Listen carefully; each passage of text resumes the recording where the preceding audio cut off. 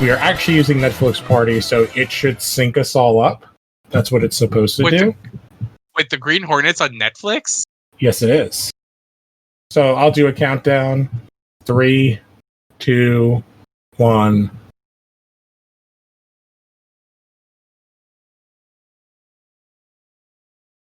So right now, if you're watching, getting is that Paramount logo?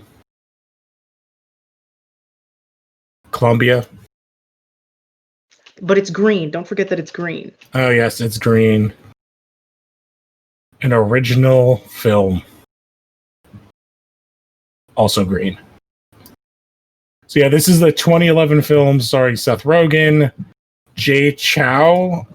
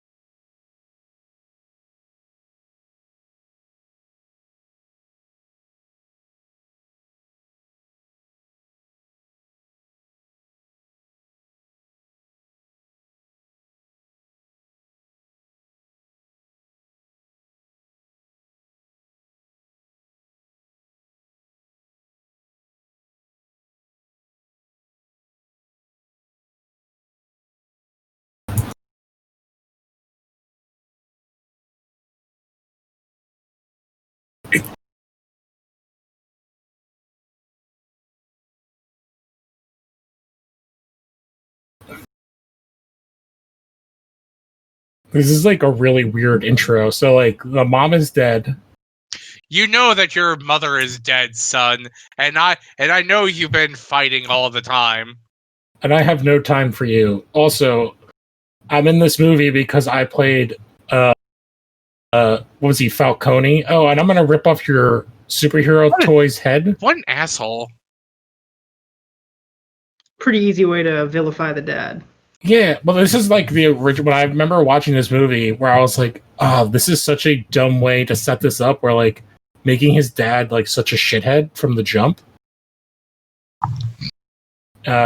Which the dad is played by Tom Wilkinson. We jumped to 20 years in the future.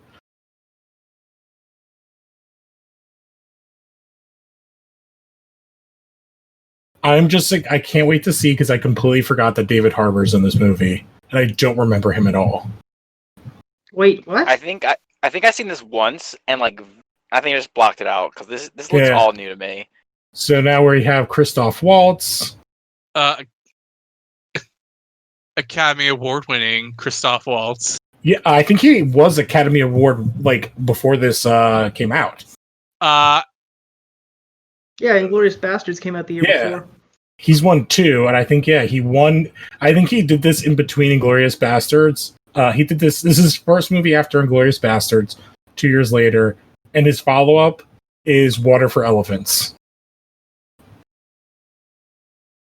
He was like really good at Inglourious Bastards. Like his performance was phenomenal. Hey, it's James Franco.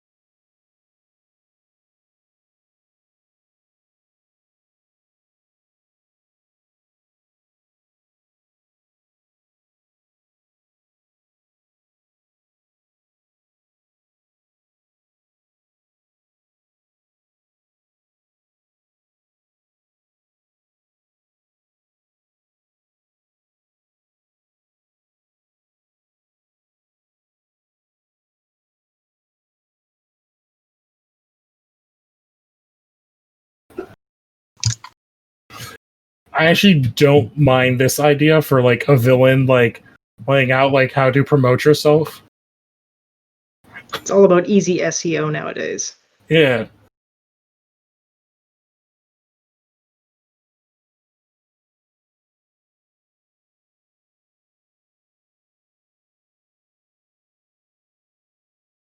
Disco Central.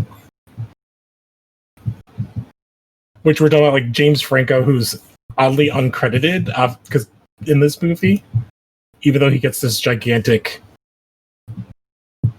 I mean, it's a Seth Rogen movie. Of course, James Franco.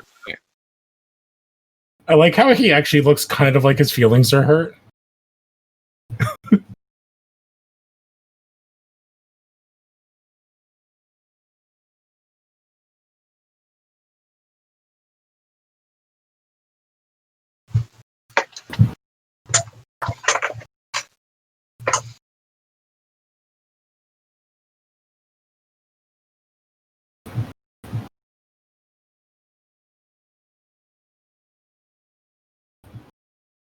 See, this is the part of the movie I like. Yeah, Christoph Waltz is extremely charismatic as an actor.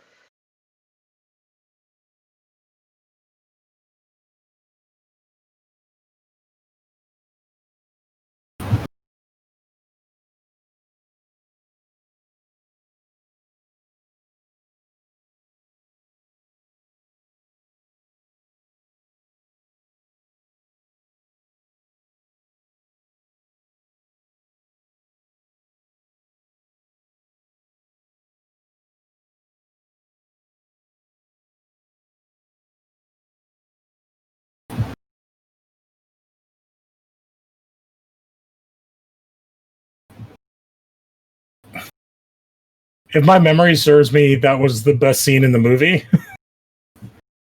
Yeah, it is absolutely the best scene in the movie. And I think it's just because Christoph Waltz is so charismatic, and Franco does do a great job being that guy. And it's a cool villain origin. This movie's directed by someone who's like really cool, right?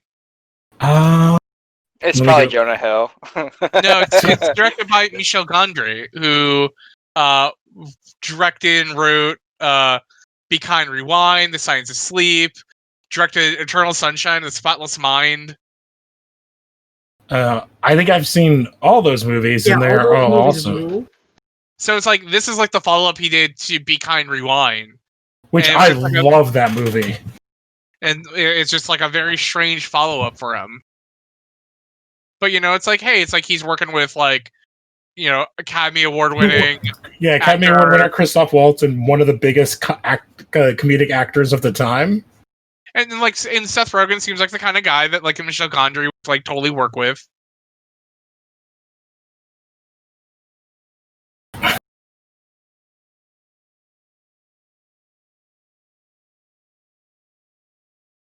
Seth Rogen as, like, a playboy, though, is, like, a very funny, like, casting role. Mm-hmm. So, this is his first movie after Funny People for Seth Rogen and Monsters vs. Aliens. And a year before that... Funny. Oh, yeah, Funny People was him. Okay. Yes, he's the other guy. It's him and Sandler. Yeah, I was thinking not Funny People, but the other the sequel to Knocked Up. Oh, This Is 40? Yeah, Knocked Up is 4 years before this. Yeah. And after this, he does Paul.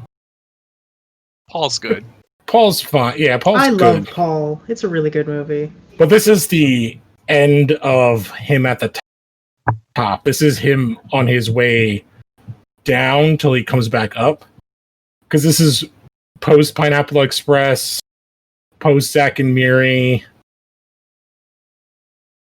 Superbad.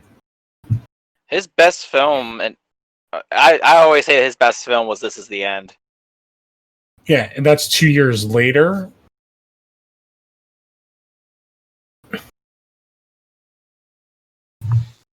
My favorite thing that he's ever did is, if you've never watched The League, he's fucking hilarious in The League as Dirty Randy. which it's him and Jason Mantzoukas are like best friends who are the grossest people on earth. So here's the thing about the comic. It's like, at least it's like you kind of tell, like, the father and son are kind of strange, but like the dad's like kind of really is trying. But like, and you know behind the scenes that like the dad was the Green Hornet, so that he's a good guy. But like the father is like such a massive dick in this movie so far. It's like, why would his son like listen to anything his dad says?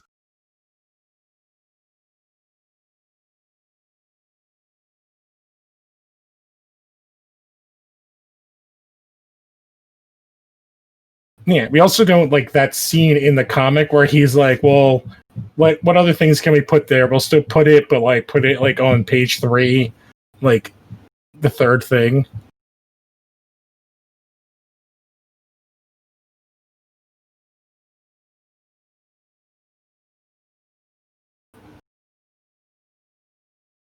Like I feel like it's like a superhero movie built around Billy Madison.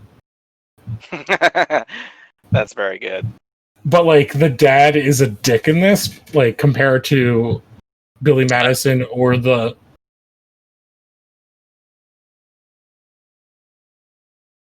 So he's listening to a song that's 25 years old.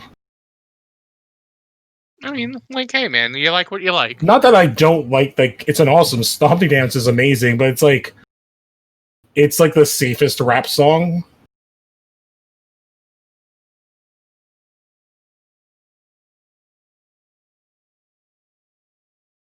Oh yeah, okay. So it's like they just killed the dad off screen. Yeah. And he finds out on the TV. Wait, he died of a bee sting? This is where I'm when I'm like remembering, like the plot is so thin in this movie. Oh no, his dick dad is dead from a bee sting. Yeah, like why do we care about him? Like, it's like the most interesting aspect of this movie is like, oh, a super villain, like our crime boss trying to remarket himself to be like more interesting. Honestly, the whole opening here is just kind of like the setup for the Whitest Kids You Know like skit show. I'm just waiting for the punchline now. Because we don't know Brett or Britt. We don't know any of these other characters, and all we've seen is Britt is that he's drunk and that his dad was a dick to him when he was a child and was still a dick to him when he was an adult. God, you think they could have done the hair better on that statue? I've seen real life statues that are so much worse. So like, it's fine.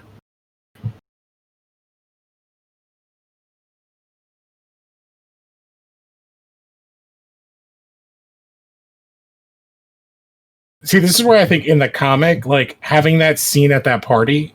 Oh, there's David Harbour. He looks so young. How old is this? Is it 2011? So this is 9 years old. The age difference from this and the Stranger Things is like big. Well, I mean, he's also a little bit more haggard in Stranger Things. Yeah. Oh, yeah, and they like put it on. I mean, let's be fair. He looks a lot better than he does in Hellboy. I was gonna say, like, compared to Hellboy, I think this is probably going to be a better movie. Maybe. Yeah. Hey, Edward James Olmos.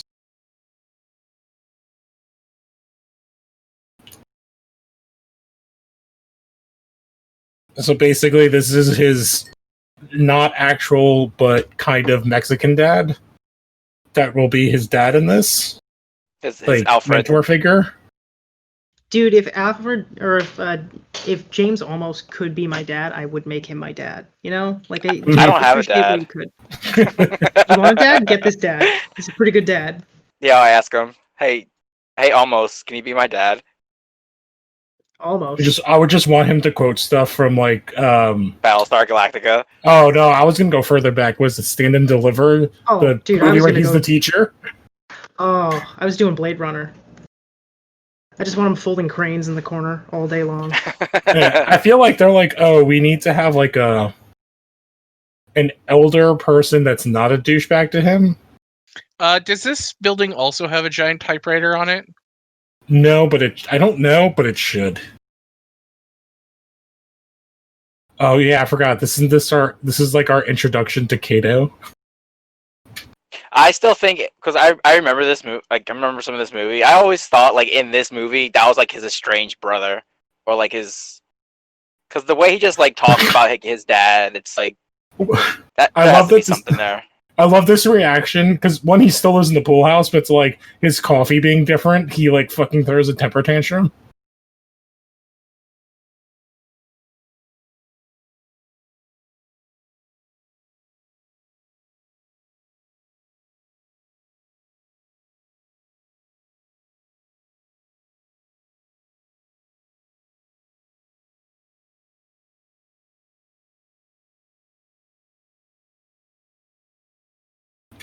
So our introduction to Kato is he's the coffee bitch, and he works on cars. And car guy. Don't forget the car And guy. he drives the same motorcycle that Dick Grayson Okay, wait. did. Is his dad actually the Green Hornet? Like, No. is this an actual origin story for the Green Hornet right here? Yes. Yes. This is the actual Green Hornet origin story. Like, his dad was not the former Green No. Hornet. Nope, that entire plot that we have in the comic does not exist. His dad was just a dick, like a dick newspaper guy. Oh my god, yikes. Yeah, that's also like this. The plot of the comic is like the skeleton of the comic is the best way to do like a modern take on this. So he made like a fucking gigantic, awesome espresso machine that's super hydraulic. It's like a coffee machine Iron Man would make. I'm honestly jealous of it because I'm a big coffee nerd. And you see, you know that he knows kung fu because he can flip around a coffee cup.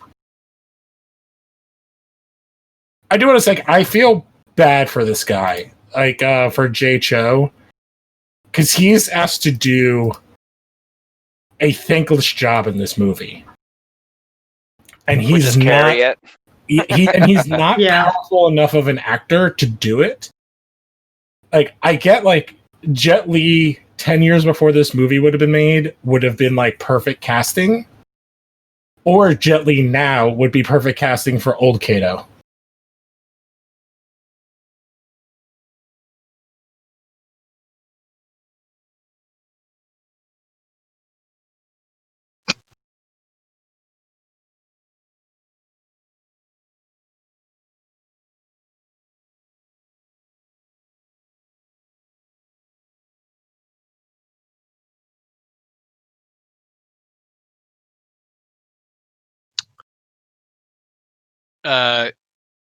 Man, I'm like looking up his filmography.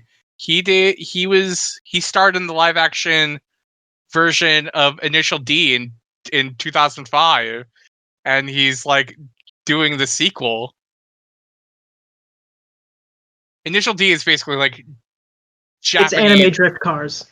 Yeah, it's anime version of Fast and the Furious Tokyo Drift.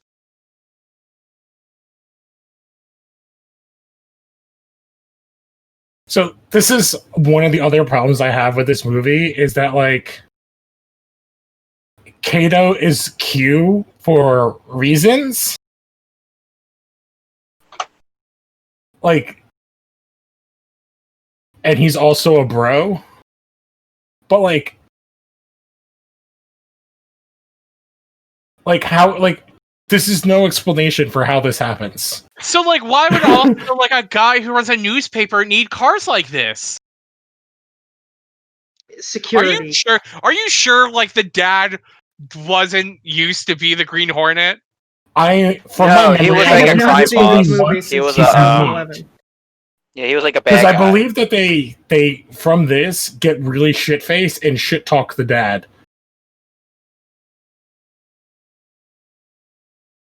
But like, how would Kato know how to do this? He was just a dude that grew up on the streets. Hey man, and he's somehow a mechanical engineer and chemist.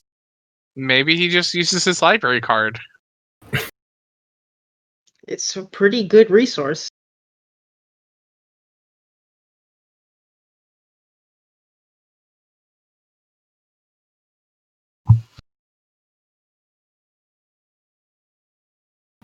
Well, the Bruce Lee drawings. Oh my god. Oh my god. That was the worst thing I've ever seen in my life. Gotta get that slow-mo in, dude. It's But 2011. why would that be cool? He just fucking opened a beer. That's They gotta use that so unnecessary. FX budget for something. Hey man, they didn't. It wasn't before the meme of like doing a turn kick and kicking the cap off.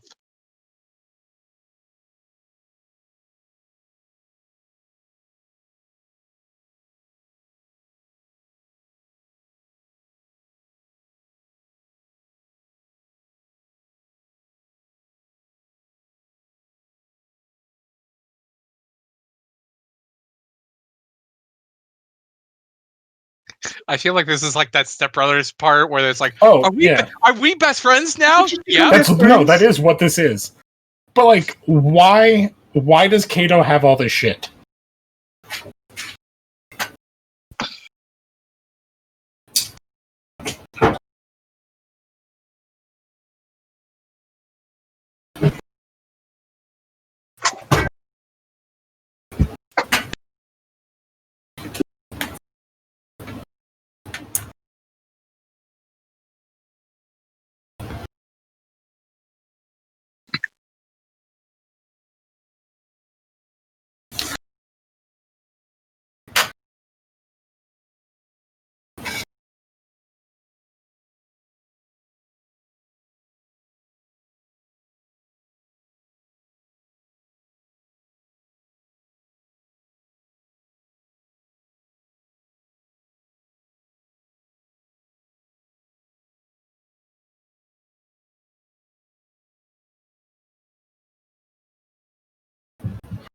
So we get a retelling of the story we already saw. Yep. Yeah, we have already seen this. Well, I mean, hey, it's like we got some subtext for it now, where it's like, hey, he Oh, never that's a good was point. he never was a bad kid. His dad just treated him like shit.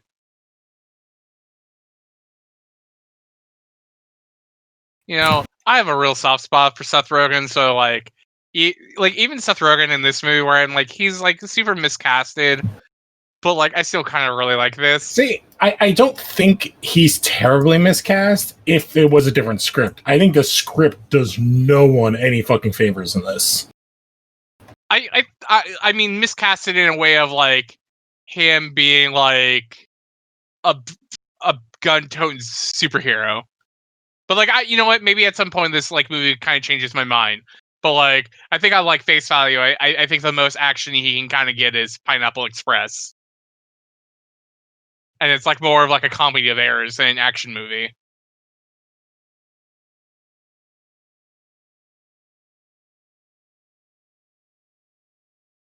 Oh, they pull a Simpsons.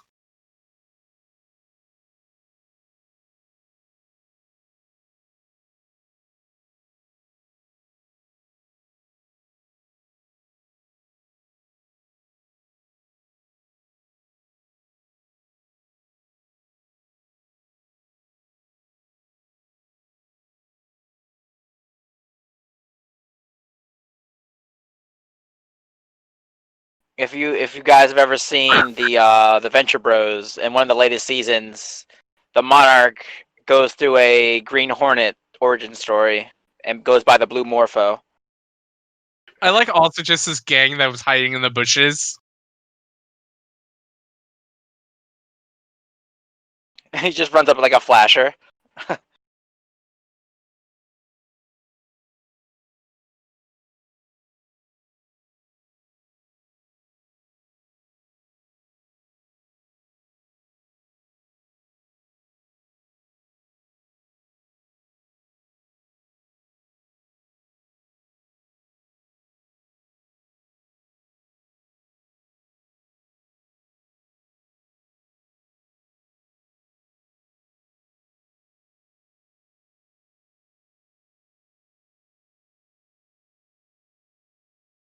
How did he do that? How did he get into the car? How did he punch through the glass so quick? Are his arms that long? Hey man.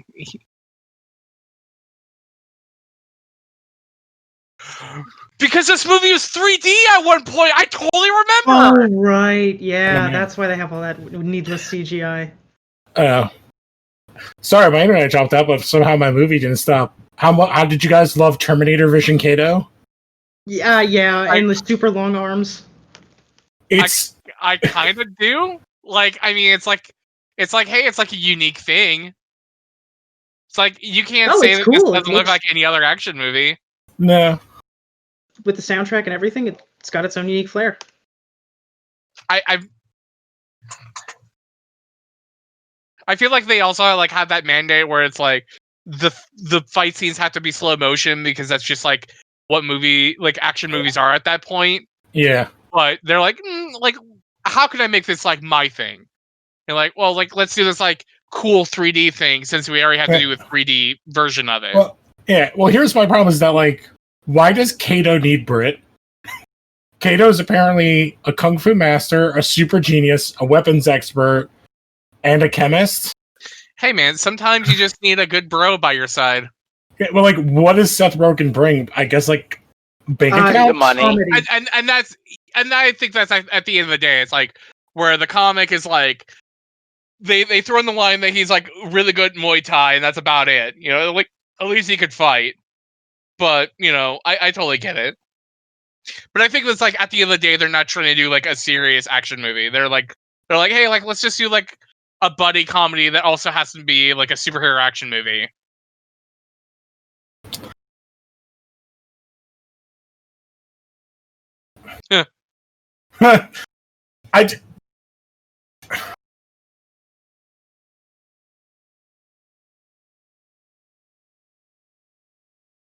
Well, at least like, like Is this movie rated R? 100%. Oh, 100%, yeah. You know, that could have probably honestly hurt like this movie more than it helped it. Like I see like making it rated R because Seth No, Rogen, it's PG. like, It's PG-13. huh? This is like around a time you can still say shit a bunch of times in movies. Oh well, yeah. This you could say shit on TV. You only get one F-bomb per movie though. PG-13. Because there's, if I remember, there's no I feel like sex. it's a relatively new thing though. There's no sex in this movie, and there's no blood. Because remember when Christoph Waltz shot the guys, they just shot and disappeared, like Seth under Rogen- frame. Well, now that I see it, Seth Rogen's like not in bad shape in this movie. No, like that's what I'm saying. I don't think he's miscast. It's just the script is dog shit. Because there's no reason for them to do anything. Oh, and Kato's great at basketball.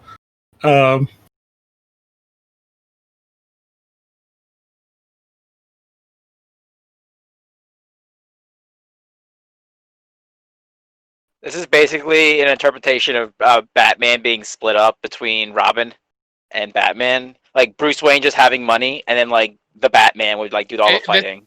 No, Yes. this is if you split Dick Grayson.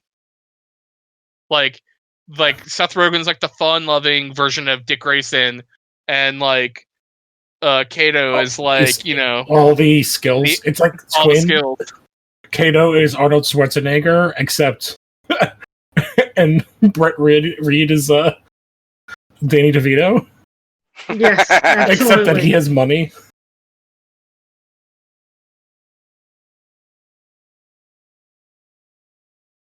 See, this is where like if this would work, like them getting together like this, if they found out that his dad was actually the Green Hornet before.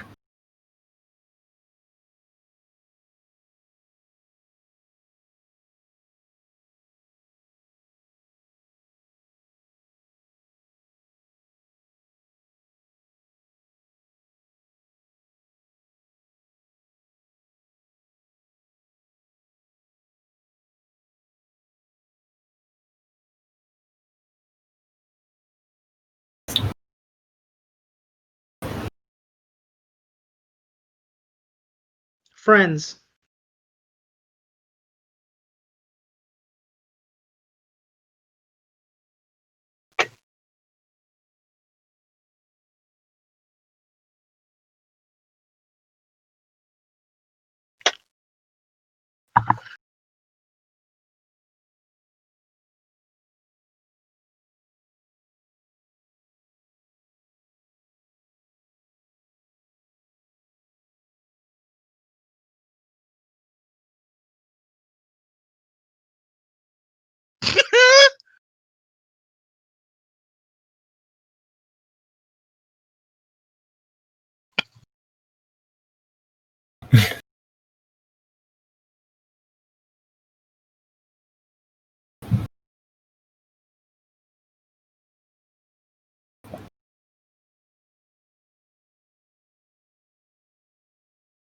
I wonder how Have many they of Seth Rogen's lines are improv.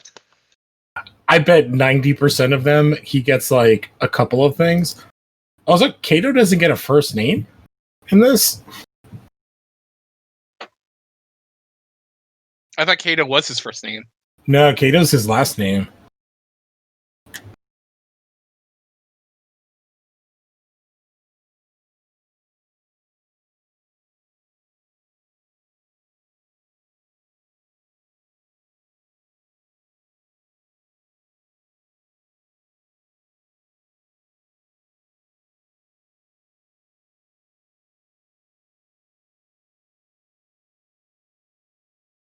Maybe Kato's never had a name?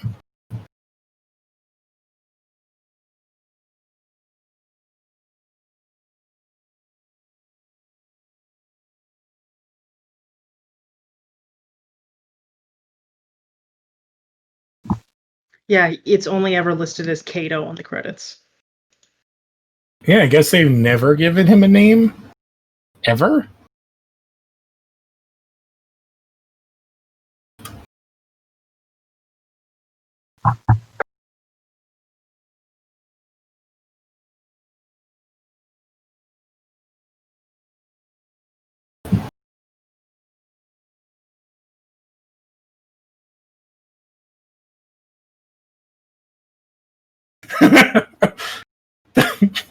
Sorry, that was actually that line got me. The blow Context this. matters.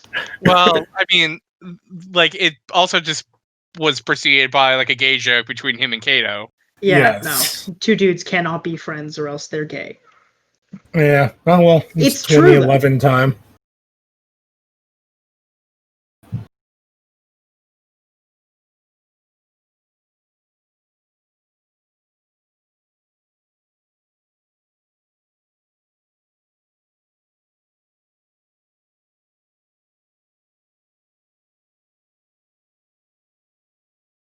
The Green Bee.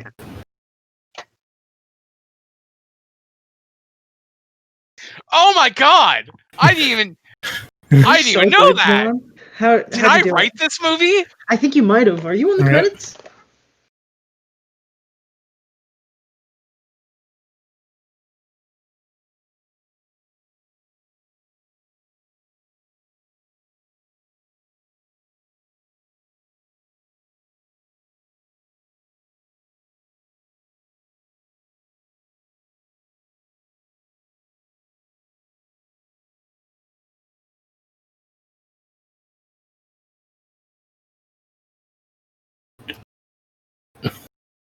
I don't mind that as like how they get to the naming. I do like that. Like his character hates it.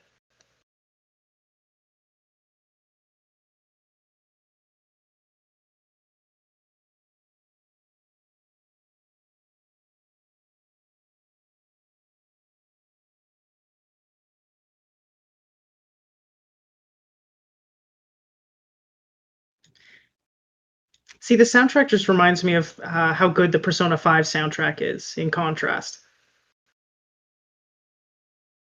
and that's just a personal. I mean, thing. it doesn't slap as hard, but I can see it.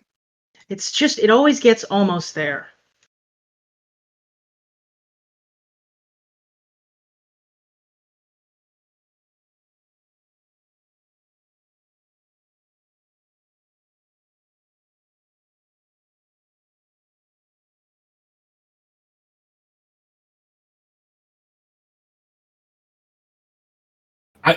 This is the only part of like the plot I love is that like his entire his entire thing, the villain, is that like he doesn't like that people don't take him as seriously. Yeah, no, he's got imposter syndrome for being the supervillain for Los Angeles. Yeah. It's like he's the opposite of Kingpin and Daredevil, like the TV show. Yeah, no, that's a really good point. Yeah, he wants everybody to know who he is. I forgot like that. I I forgot David Cameron Harbour Diaz was was in this this. movie. I had it as somebody else in my head. Oh, now we get Cameron Diaz randomly inserted in here for reasons. Kato, or they need to have like the two guys fight over somebody. It's a 2000s movie.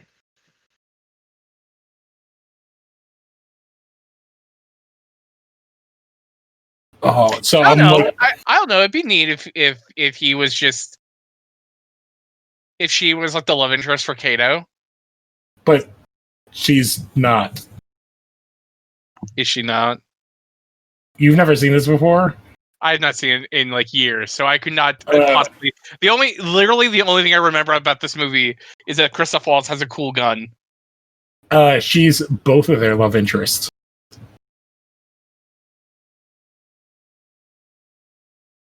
Oh. Oh, that's terrible. You cannot say that in a 2020 world. In a workplace, No. let alone a movie.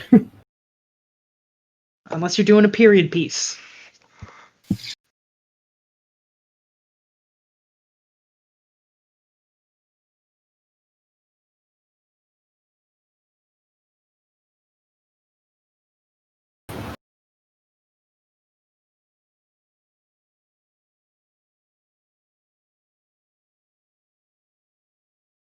So, you want to hear a movie that I wish we would have gotten instead of this?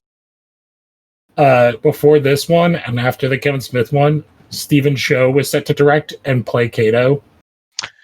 That'd been cool. Like that was like Stephen Chou, like when he was like still kind of like killing Post it. Kung Fu Hustle.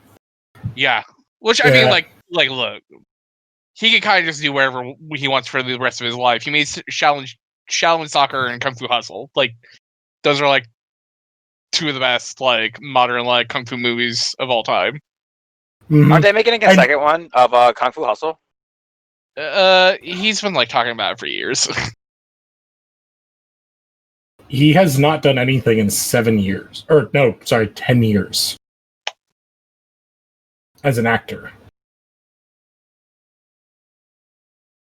Yeah, sometimes you just need a break. I mean, he still does movies in China and like or like not China but like Hong Kong, and they still make a lot of money. Yeah, he hasn't started anything. He's written a couple movies in the last couple of years. And let's see, did he direct anything? He's like a big director. And Like, he's been directing. He directed. He did an adaptation of Journey to the West. Like Yes, and it looks like they're doing a sequel to that. He's doing The Monkey King. Yep. I kind of want to see. I need to see his Journey of the West then.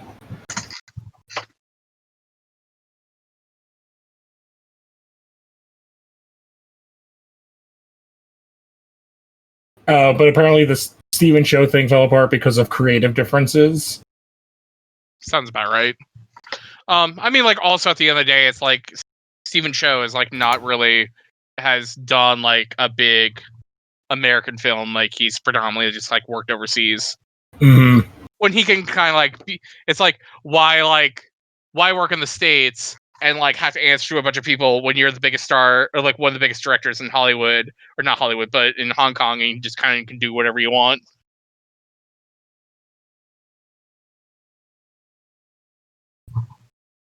Oh, holy shit. This is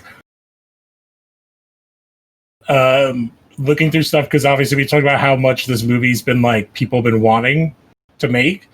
In 1992, who do you think wanted to make a Green Hornet movie and play the Green Hornet?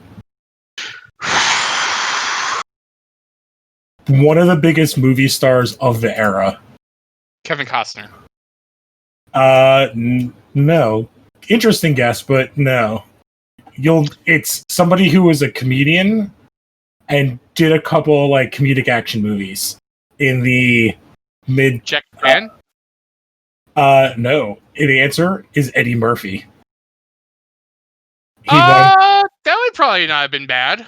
No, I actually think that would have worked really well. Like, apparently he was pushing for it, let's see, 92, so that's after another 48 hours, at around Boomerang, and before one of the worst movies ever, Beverly Hills Cop 3. Hey, all those Beverly Hills Cop movies are a gem. 3 is terrible. It's a gem. It may be bad, but it is a gem.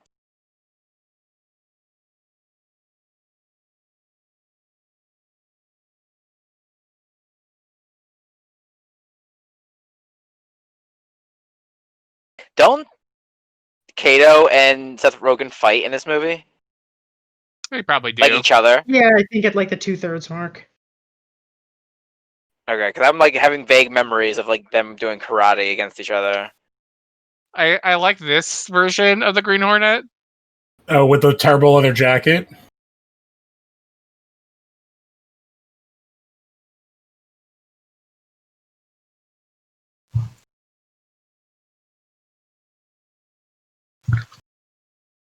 Wow, this is. I love how like there's so many people attached to this movie at different times.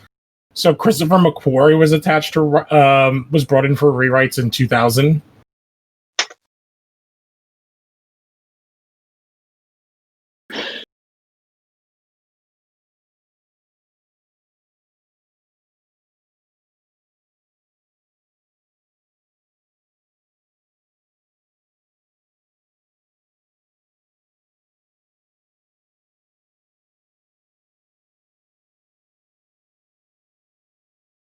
This is a pretty cool looking car.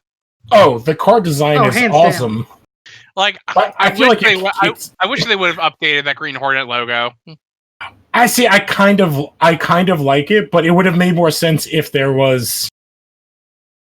So are the masks metal? Yeah. That's weird. Yeah, like that's such a like an old look for Green Hornet.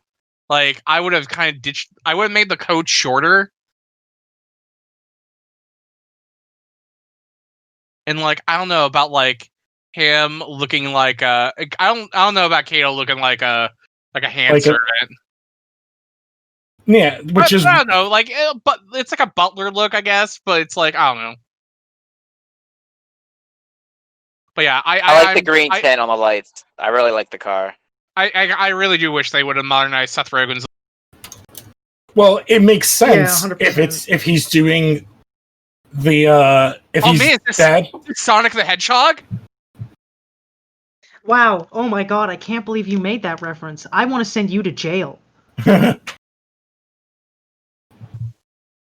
Okay, again, I will say like I'm just thinking awesome of Weird song Al right now. Why is this song in a 2011 movie when it's from like the 90s? Because Paradise is a banger for always and ever. Yes, but like I feel like for what it's worth, people my generation were listening to this at our prom, and like this is still like very regular. I was listening to this song the other day. It's on my it's on my Overwatch playlist. What? Like, I'm not saying the song is bad. My diva playlist is all hip hop songs, and Gangsta's Paradise is totally one of them. Okay, this is a completely unrelated question, but do you have multiple playlists for separate characters? Yes. Okay. Do you jump between them? Will you play? Yes. Okay, that is the most commitment. I am so happy to hear. Never. Okay, sorry. What console are you on? That's PC. Funny. I figured. PC. But yeah, I have playlists for about 5 different characters, because I have a playlist specifically for Ryan Torb. Like, they kind of feel the same kind of characters, so both are. It's like the same playlist. They give you the same energy. Yeah. So they have a fax in the car? Okay, I'm certain this movie was written in 1994 and just put on a shelf. Oh yeah, that's where I think a lot of these bad things like. And again, I like the music. It doesn't fit in a 2011 movie to me. There. Especially like a newspaper in 2011. Like even then, you still like maybe make it an online publication to modernize it, or make that part of the plot. That that's what he does when he comes in, is he modernizes it. Oh hey. We're gonna go to South Central. I saw the sneakers. We're in the hood, y'all. I completely forgot that Cameron Diaz's plot is that she's his secretary, and they use her to come up with ideas of what to do as villains. I mean, like, Seth Rogen seems pretty clueless, and Kato doesn't really seem like the kind of guy who like thinks long term about the plans of what they're doing. Ooh, I love the green headlights. Oh, and there's white guys in Compton.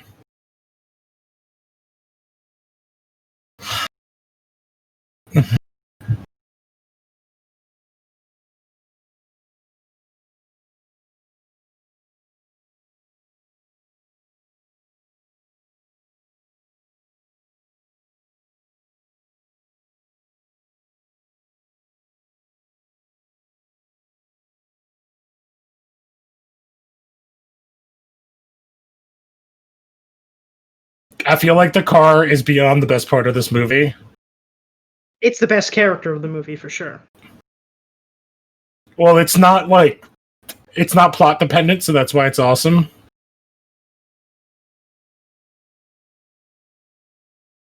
Terminator Vision.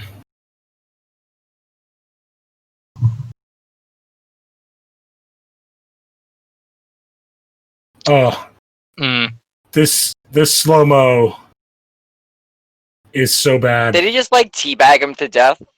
Yeah, wouldn't that have hurt him more? Oh, he did. Okay. He says my nuts. Okay. Did he just kill that dude? Yeah, just domed him for sure. That guy's straight up dead, right? Just get in the car.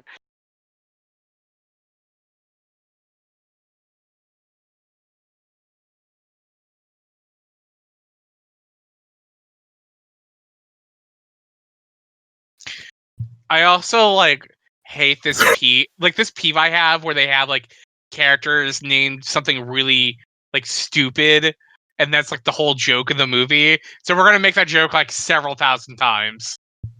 Yeah, but like, yeah, it's overtly done. It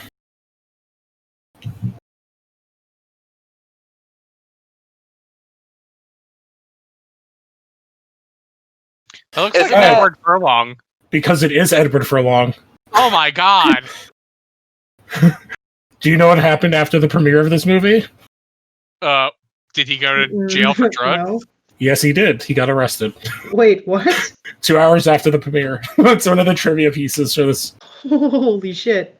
God, this future was not kind to one John Connor. And what's sad is, like, I don't think he's a bad actor. Because he's been in, like, a bunch of other good stuff. Yeah, he was the Crow. The third time. Oh, God, that's oh right. god, He's I in forgot about that. Is that City of Angels? Yeah.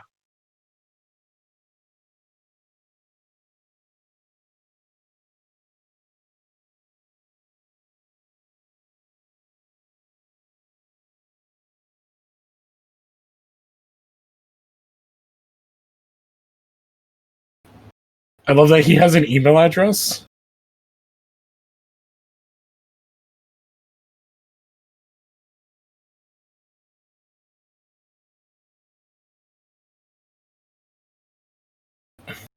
I like that.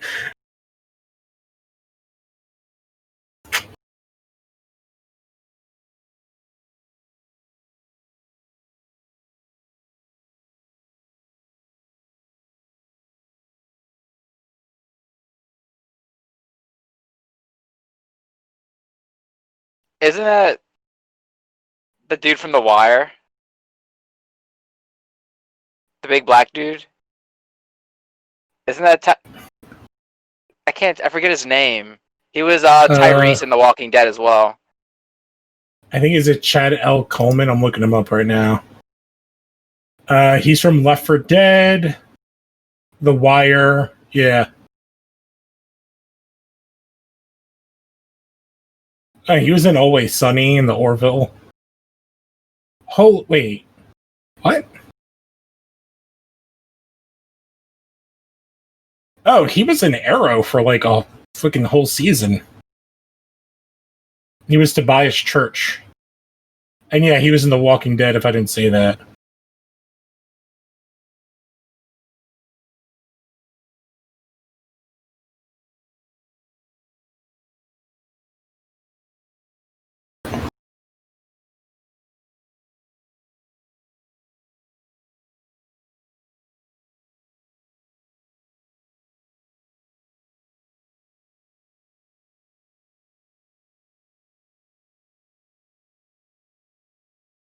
like this is.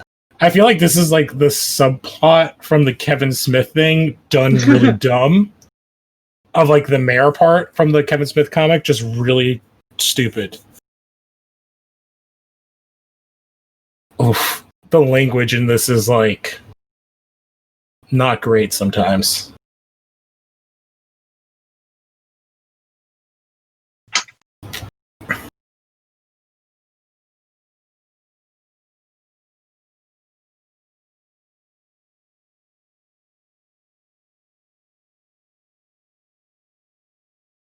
It'd be interesting if that Daniel guy was like had any like aspect in this movie besides being a picture on the wall.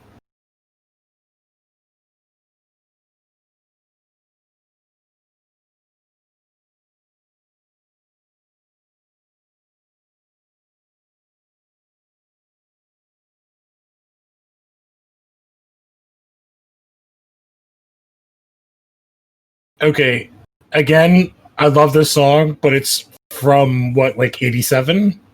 I mean, like, here's the thing though. It's like, what kind of music do you think should be in this movie?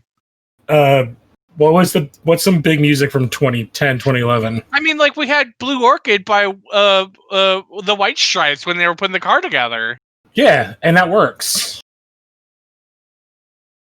Like, who are big bands of like 2010? I don't know, man. Like, I feel like, are you watching like Guardians of the Galaxy and you're like, what the fuck is with this 35-year-old music? But that has a plot point in it.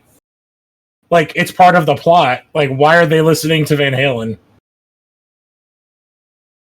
Like, they're listening to Gangsta's Paradise. Like, they could be listening to Eminem or Lady Gaga or looking up stuff. I mean, Michel Gondry seems to be like the kind. It's like Be Kind Rewind was all about like retro like films. It's like I feel like he's the kind of guy who just like, you know, he wants to put songs in that he likes, you know.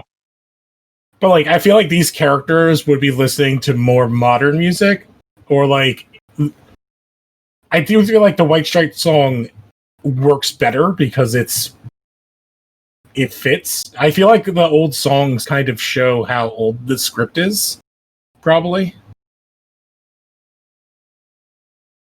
Mm-hmm.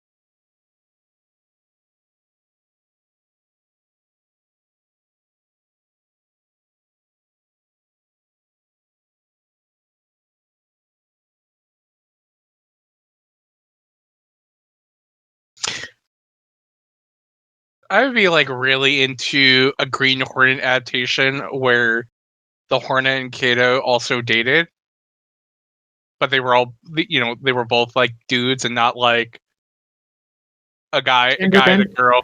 Yeah.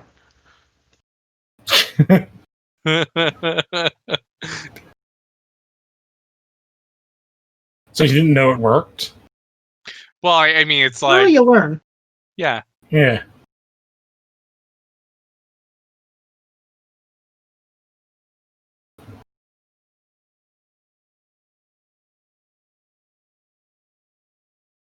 I don't know.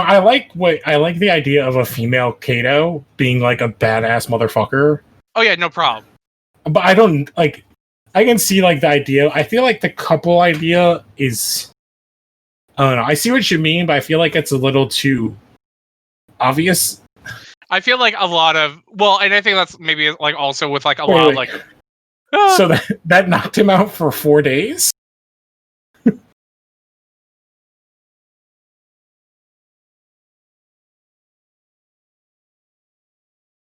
See, like, the comedy in this, I think, is mostly good.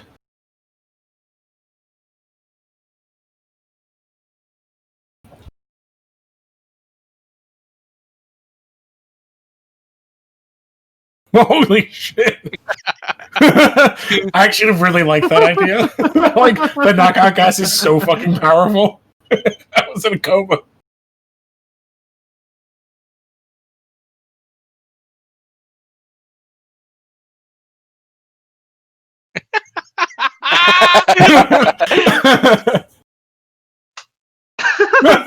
It's payback.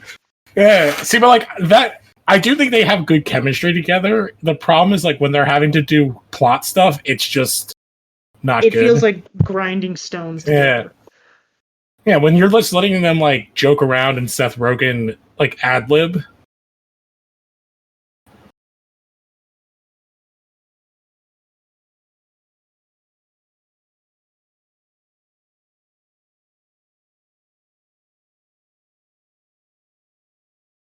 What was he doing to the briefcase?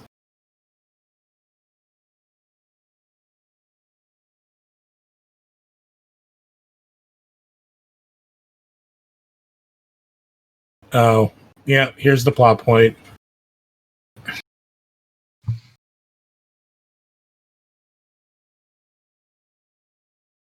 She's trying to steal my boyfriend. How dare she? But like, I like the idea of him getting the girl. Yeah, absolutely. It's just such a bad plot point to like make Britt jealous when he was like in a pool with two chicks that like 3 scenes ago.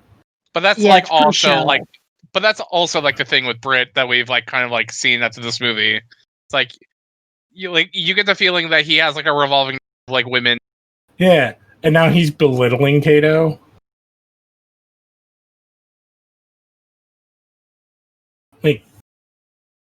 Like this seems like bad. Again, this is like bad writing. It doesn't do anything, and not to mention like Cameron Diaz is utterly misused in this movie and miscast. Because is she older than? You know, Seth I don't. Rogen? You know what? It's an older Cameron Diaz is still like Cameron Diaz, No, man. I just mean as like wanting to be a secretary at a newspaper.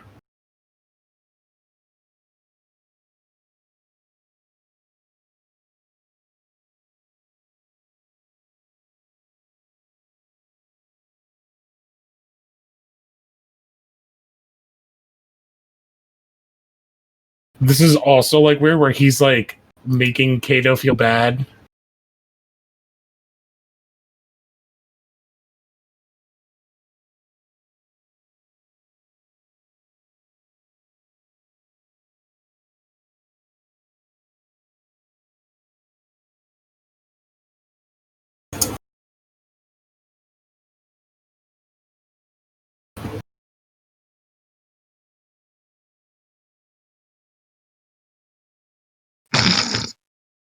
Yeah, she's almost like 10 years older than Seth Rogen. So it just makes me feel like, why is she a secretary? Like, it would make more sense if she was Edward James Olmos's character. Hey man, I think I think it's like you think that she should be more progressively used in the film than they were willing to use her in 2011. Yeah. And I'm not trying to knock any idea, but a woman running a newspaper. It's just like so weird for her. She's basically playing kind of the same character she was in The Mask that was like 15 years before this. Yeah.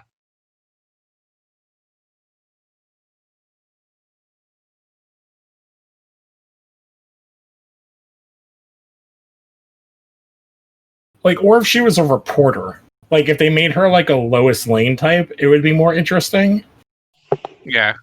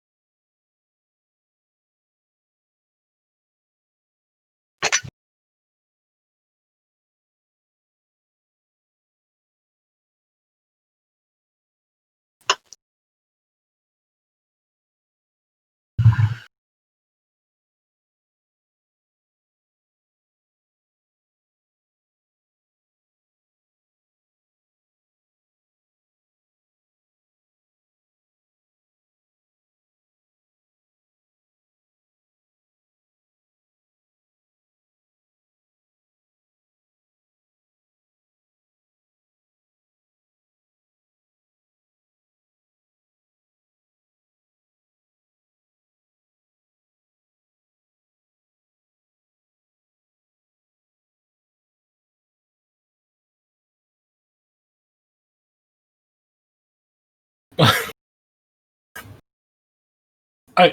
feel like Christoph Waltz is in a completely different movie. I like him though in this. Oh no, he's by far him and the car are the drop dead stars of this movie. It's like he's like the best actor. All of them are just like not as good. So they're like, It's like if you get can't a keep really amazing actor, he elevates a horrible script. I actually love the way that they're cutting the scene though. To like him like talking all calm and like massacring these people. I like the idea of a villain being undermined by somebody who's doing a worse job but just wears a mask. And he's just losing it at the fact that it's like, again, it's like Christoph Waltz movie is like a really serious take with like this really interesting like narcissistic villain. And then you have this other movie that's like a weird buddy cop thing. But I think that's also like the juxtaposition with like this serious world that they're like kind of like trying to deal with. Yeah. And they're just a couple of goofballs. Well, that's where like because I'm trying to remember, I know there's some weird plot turn about the dad that I can't remember. This is where like him finding out that like the dad was the Hornet.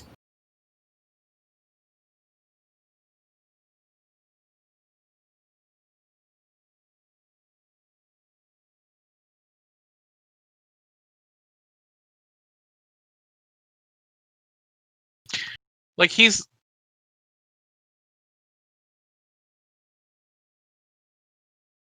I kind of really just don't like this like forced like diversity between the two friends. Oh, their mini civil war in this movie after they've been friends for like 5 minutes. I mean, we're an hour into this movie and Kato showed up like 35 minutes in. He didn't show up 35 minutes in. I swear to God, he showed up 20 minutes in. He showed up 16 minutes. 16 minutes in. But I mean, like, it's like the idea that it's like, I don't know. You know, I'm sorry. Watching this scene, the other problem I have with his costume as Hornet is I can't tell it's even green because it's such a dark green on that. That when he's in like anything that's not bright light, he looks like he's just wearing black also. I actually don't mind the dark green. Well, I think that's where like if they redesigned the costume, it would work better. Also, why are they meeting in the daytime? Because they're following Seth Rogen's plan. Because they got an email and he got excited.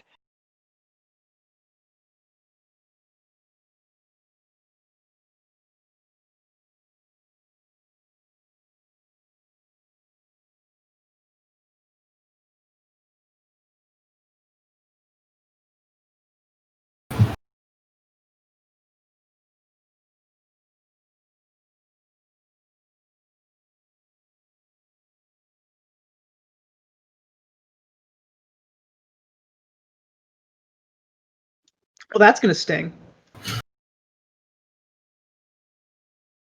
I actually think this is not a bad way for like the two movies to meet. Oh, if they actually died here and like picked up. No, I mean like the Christoph Waltz world. Like this is how they actually get to see like. Oh, I see. This is not a bad set piece. This dialogue is terrible, though.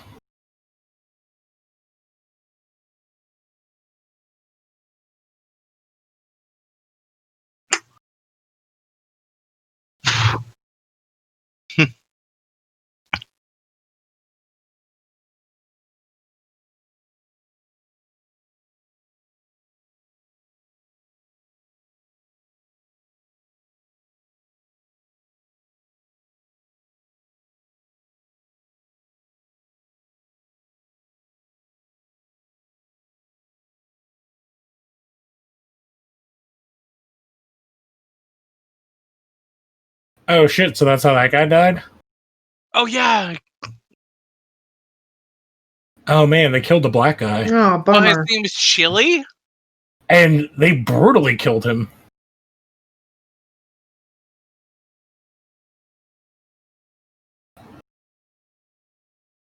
I really like his gun. Yo, the double gun is like, but I like his entire character of like him being this like crazy egomaniac. That like he needs everybody to think that he's scary. He's wannabe Batman.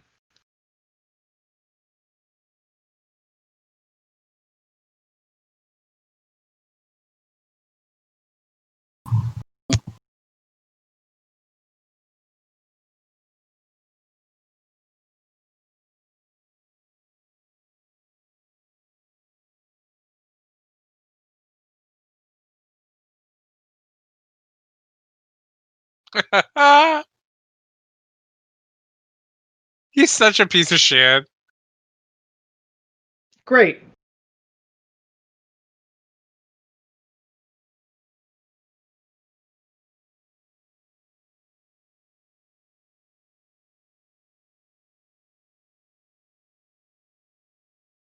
Ooh, that's some bad CGI Wow, right there. those guys got crushed.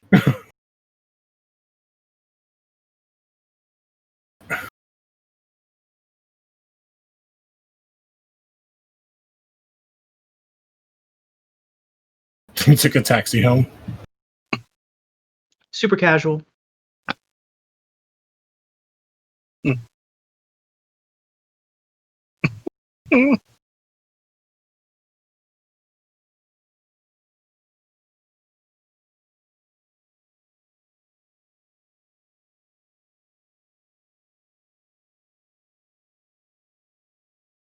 I don't even get why they're like why Kato's pissed because he didn't follow. He said it was going to be a trap. Well, Kato's pissed because Seth Rogen's like not like kind of like listening to him and being like rude to him.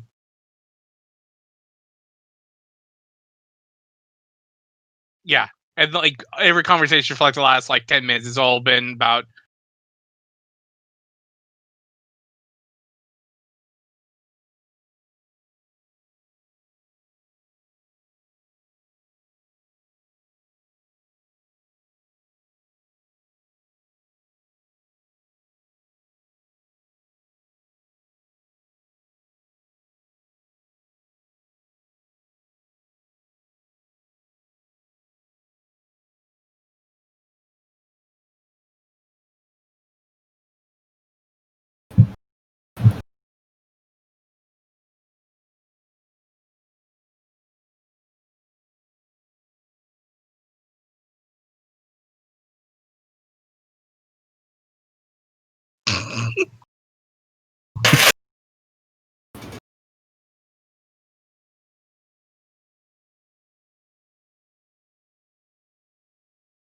Whoa, they're doing the thing that I talked about. I think you just wrote this movie and you're kind of gaslighting us. Hmm.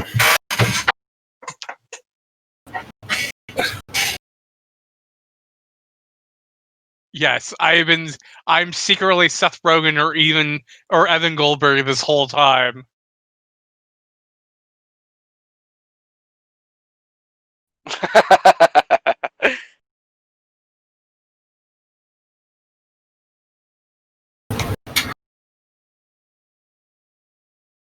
Huh.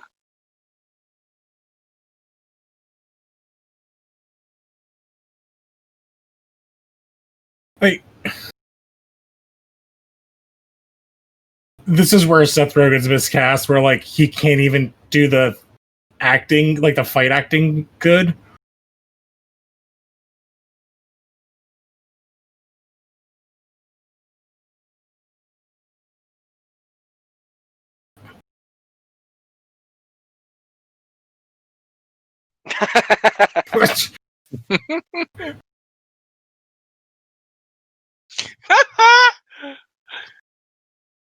I don't know, man. This movie's kind of fun. Yeah, it's fun. It's just got like weird plot points. Yeah, And I mean, to be honest, like I'm also like I'm pretty sure we're gonna have more fun with this than what the Phantom and the Shadow are. Those the two other films? Fuck yeah. Yeah, or Zorro. I think, or was it? Oh, I Zorro mean, would be good. Zorro's probably gonna be better than this. Yeah, but this is fun. I was trying to think of the list though, because this is the newest pulp film.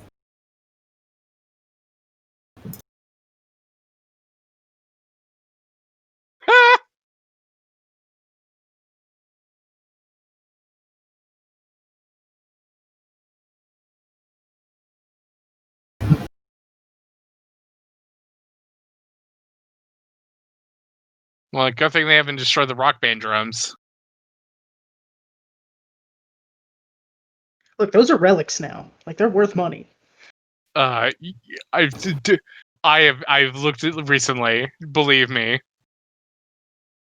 Oh, I'm sure that they're more popular now than they were like a year ago. I actually really want to buy like a pair of ion drum kits for Rock Band, but they're like $300 to $400. Oh my god. Well, yeah, because those are like real electronic drums. But yeah, but like, hey man, you go big or you go home. You're goddamn right.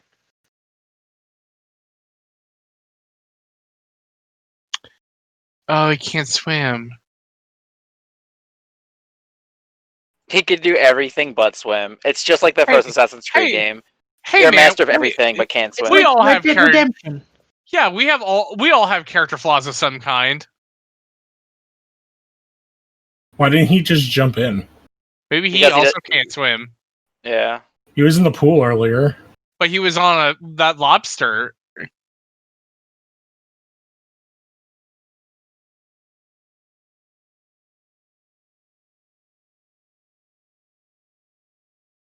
I still don't even know what they were fighting about. Egos.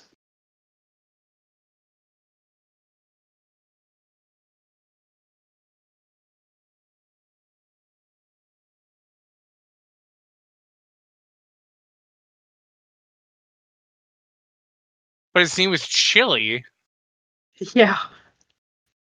Is it because of like the food or the like the I weather? don't know. TLC? It's probably just like Wait, and that guy's name is Popeye? Popeye? Okay, so it's like food restaurants. okay. Are we sure we're not just watching Sex Castle? Look, man, a lot of this movie is kind of like Sex Castle. It's really kind of rubbing me that way, but just not as good or funny or entertaining.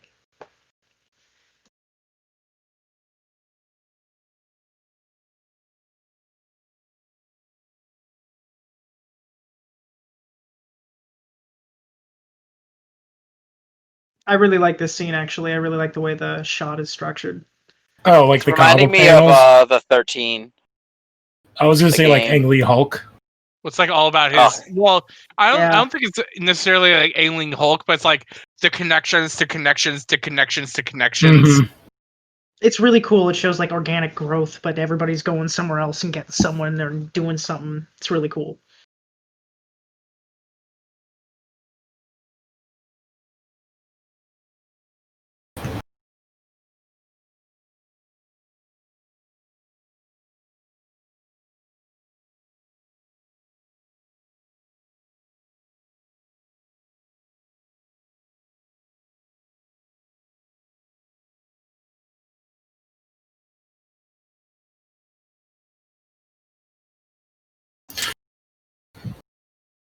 Oh, and I think our next one is The Mask of Zorro, because we're kind of due like decades. So this is Okay. 2010, Mask of Zorro's 98. Oh, thank God! I thought you were going to say the mask, the son of the mask. I was like, oh shit. Oh, no. And then I guess our choice is either The Shadow or The Phantom. I'd say the Phantom. Oh, no, I think we were going to skip those and then go to... What was the other one? Dick Tracy. Dick Tracy. And then end... Dick Tracy or Rocketeer, and then end with Flash Gordon.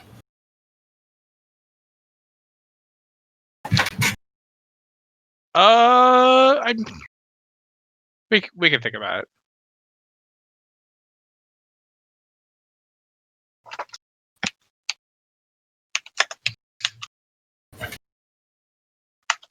I have not seen Rocketeer in so long.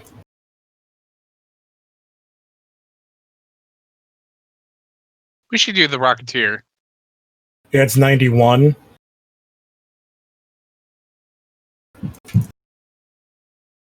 You said the Mask of Zorro? Yes, the first one. The first one. Okay, yeah. I think that's fair. Especially because it's an origin story. Yeah, like I thought What's kind of funny is it has the plot that Green Hornet should have, maybe. I thought you meant the sequel that happens in like the 2000s. 2005. No. But I was like, I don't remember like anything about the original. And I don't remember anything about the sequel. The original has like an insane cast.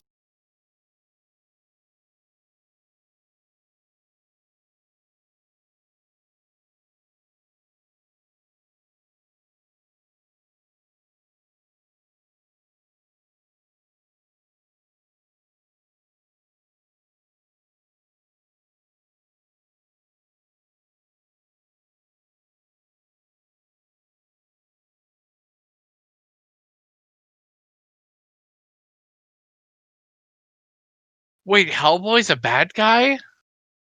Well, he has hell in his name. Hellboy is a bad boy? Bad boy.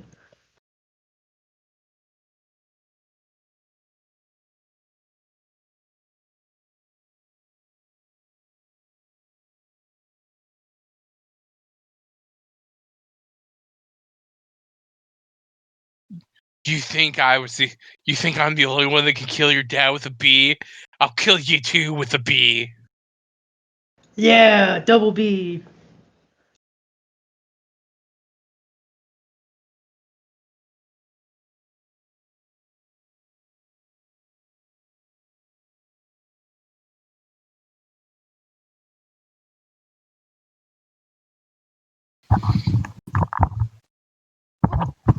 So did we just learn that the dad was on the take? Possibly? From the files he's reading? Yeah, it might have had something to do with it.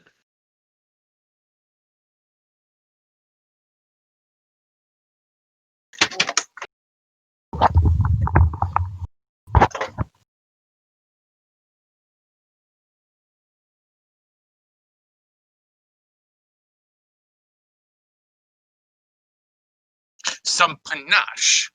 Yeah.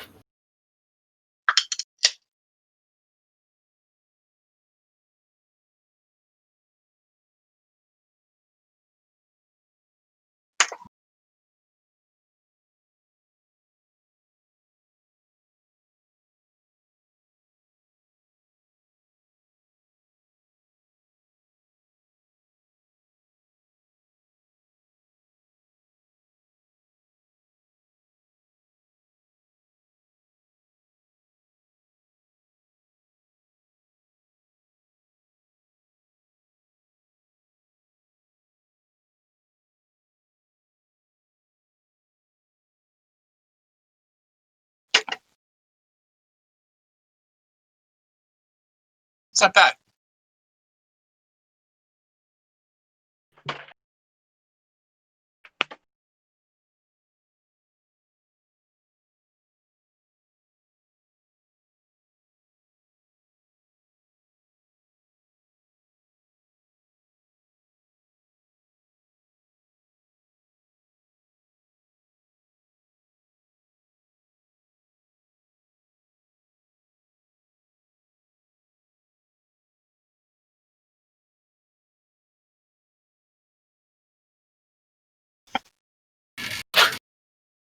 Again, everything Christoph Waltz, every scene he's in is awesome. No matter how hammy it is, it's still great.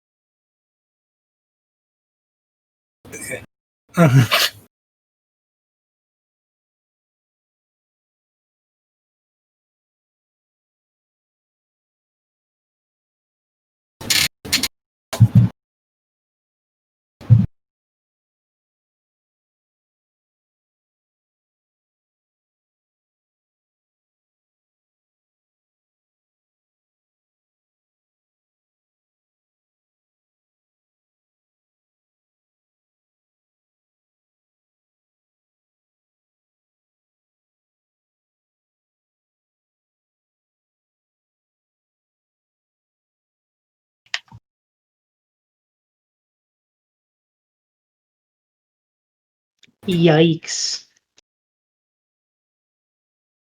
And it ends with him checking out her ass. He's making a resume.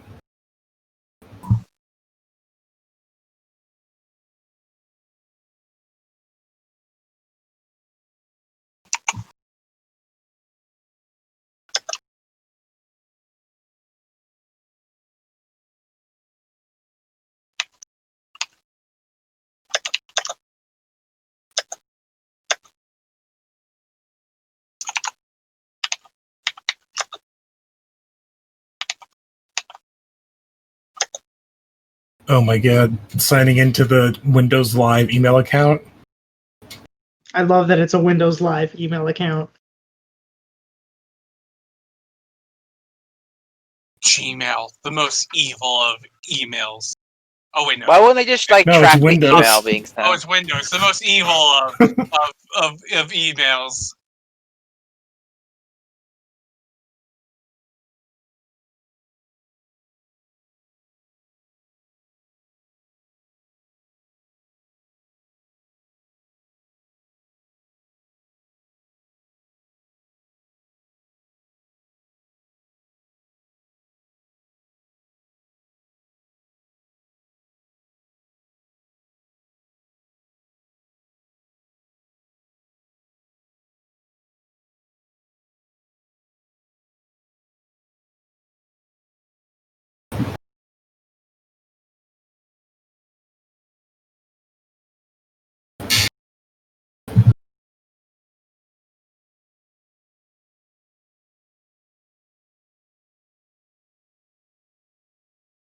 I love how they email like text, like a text stream.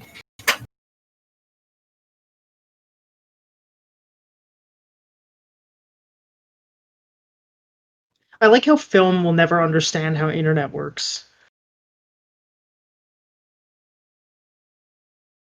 Also, since he was worked in that garage the whole time and Britt's an idiot, why would he need to break the glass?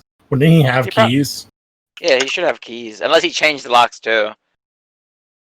that quick?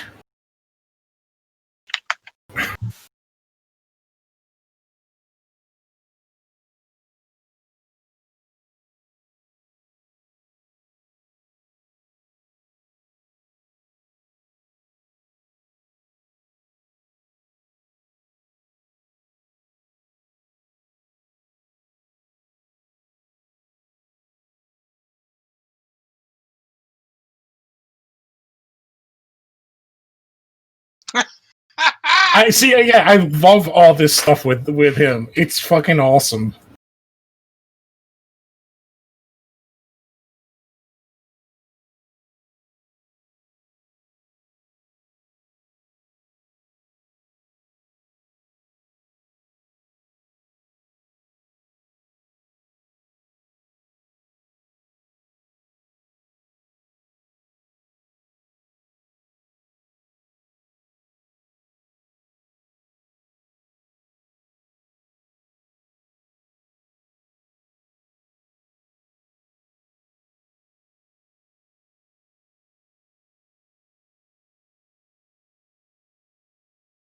Half-inch punch is good. The 1-inch punch.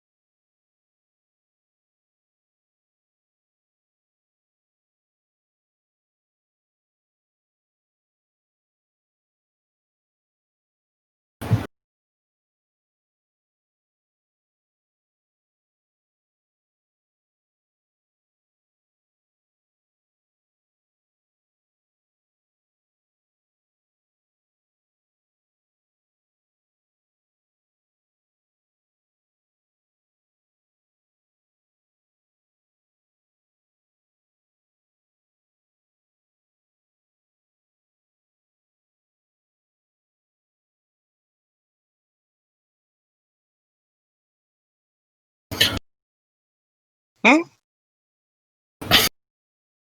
do like this.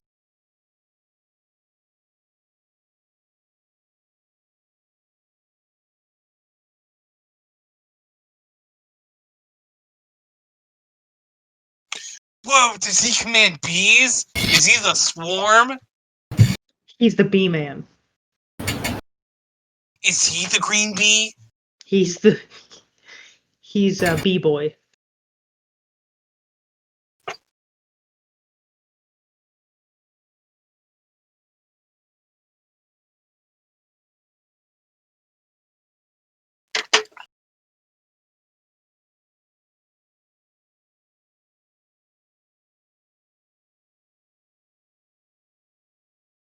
This is ridiculous.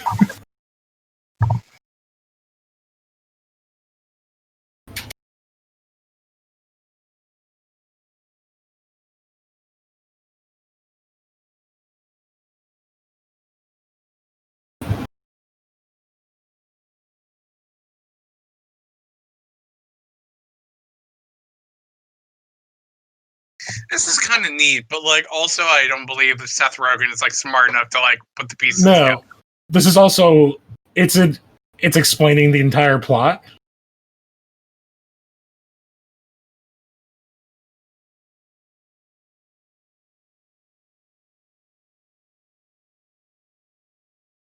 Also, he's making his dad a better person than we know him to be, possibly. Maybe if there was like, he was reading this from a book where his dad's like, Yeah. "Hey, I don't think you're an idiot. I just think you need some tough love or something." Yeah.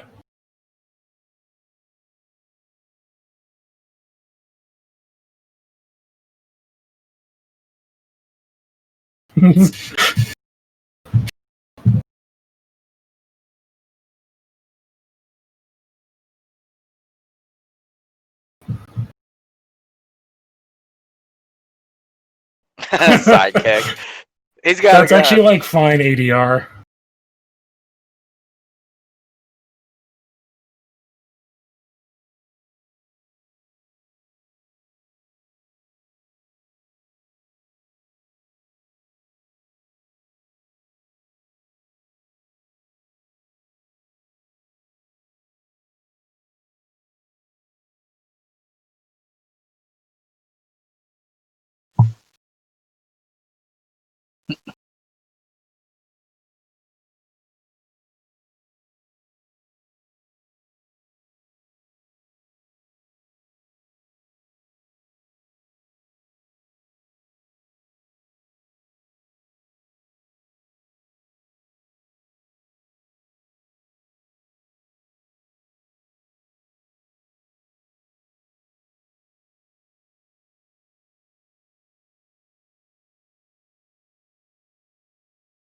The car is so fucking cool. Best part of the movie, and Jimmy. I love that he has a red car too, although it's like a shitty Trailblazer.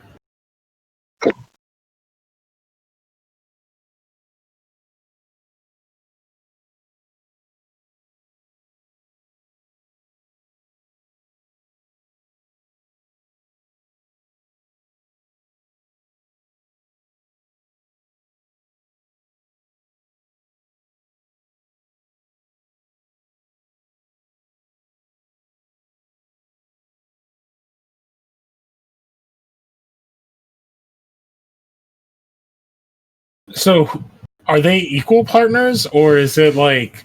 Well, now that he's like seen the error of his ways, like he's like, hey. Oh no, I was talking about Chodovsky and the DA.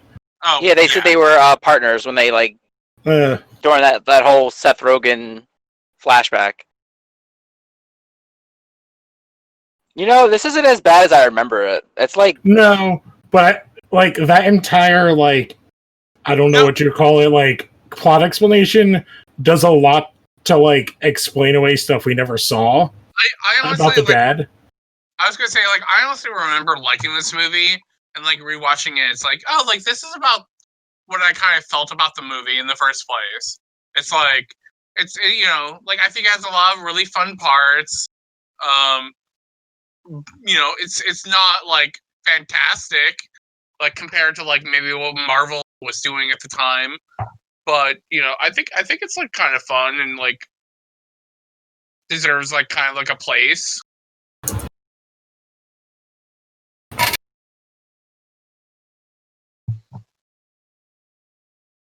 Like, I think this is better than like anything like DC was doing at the time. Like, I'd much rather watch this movie than Man of Steel. Oh, hell yeah. Oh, hands down. This actually, it has something that's really unknown to DC. It's called fun. Yeah. I would really suggest DC look into how they could put fun in any of their products. I mean, like, hey, it's like if they learn anything from Wonder Woman and Shazam, like, hopefully that's a lesson they get moving forward. That's a very good point.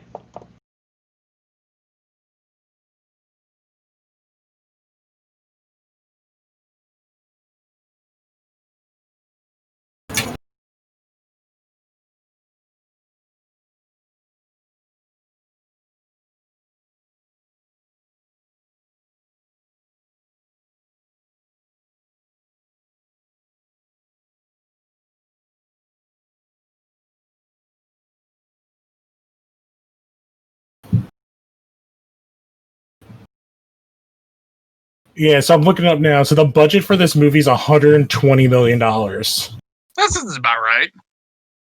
Yeah, ish.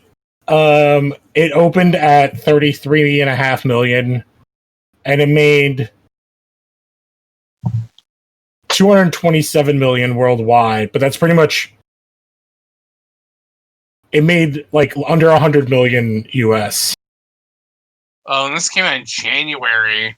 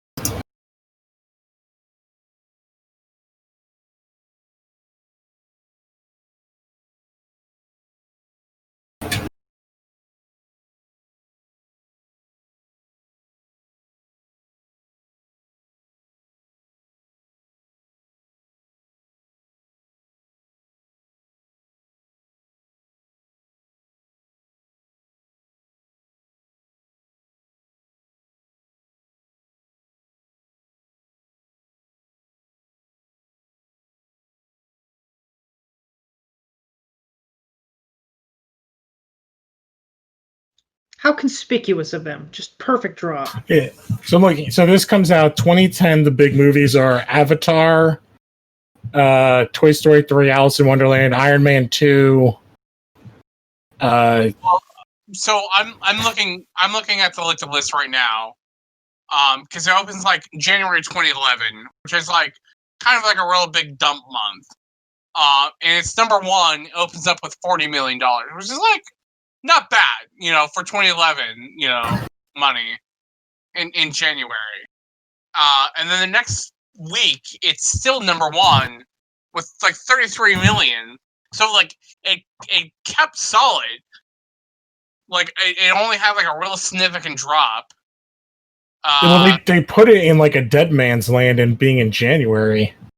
But it's like I think like that's also like the veneer of like January, where it's like you can kind of put like a movie in there and like it does really well because like no one else like puts anything there. Because like the third weekend, like Green Hornet makes like $18 million. So it's like that's pretty good for a third weekend. Yeah. Yeah. I'm just looking. I'm guessing they put this in January because the rest of the movies in 2011 are so fucking huge. Because you have Deathly Hallows Part 2, the Dark of the Moon Transformers, Twilight, the final one, Part 1, Yeah, Pirates of the Caribbean, Fast 5, Cars 2, Thor, and Captain America, the First Avenger, and X-Men First Class. but you're also like comparing a bunch of films that open up in the summer, and you can't really like judge. Well, I'm saying like I wonder if they put it in January, knowing the monster movies that were coming out in the summer. Yeah, and it could honestly have been Sony just dumping a film like in January. But like, I think at the end of the day, like this film like did better in January than it could have done like anywhere else like during the year.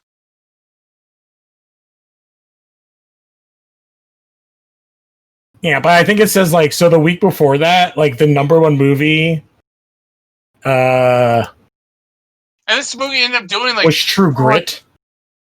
Well, yeah, but True Grit like is not on like it's like 7th week or whatever it would be. Yeah. Because it's the week after the January 1st week is what this came out. Yeah, but I mean like and also like the Green Hornet made like almost $230 million. Like that's not bad on like $120 million budget. Well, like, I think that's a lot of overseas. I bet you that's a lot of China, which because of what's his name starring in this film as Kato. Because isn't he a big pop star? I mean, like they made $40 million over the MLK Day Junior. The second weekend they got $20 million, and they got I feel like they made like at least like more than half. Like $98 million was domestic, and then 129 was domestic. So it's like basically like half and half. Okay. Can I just say something? From what I do know some things about cars. This car has no gas tank. So even if it was front-wheel drive and it could do these things, there's no fuel to move it. It could be electric.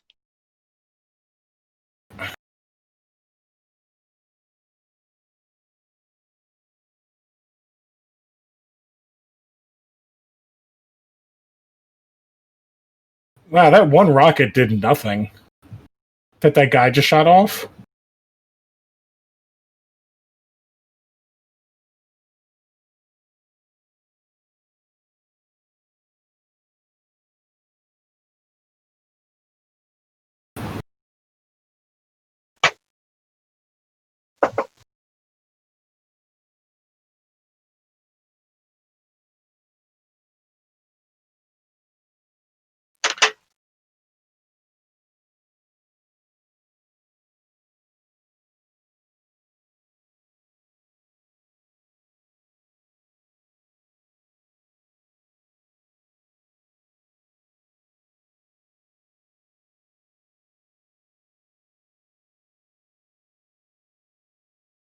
Whoa.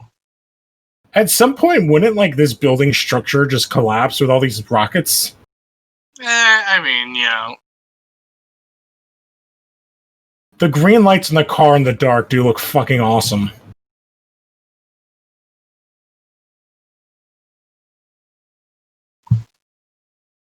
But I do like the guy playing Kato, but do you think you lose something not having like a real deal martial artist guy to actually show him doing that stuff?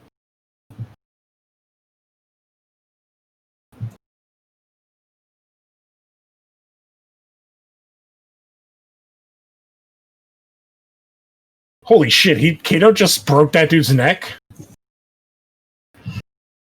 Hey man, it's gotta survive at this point.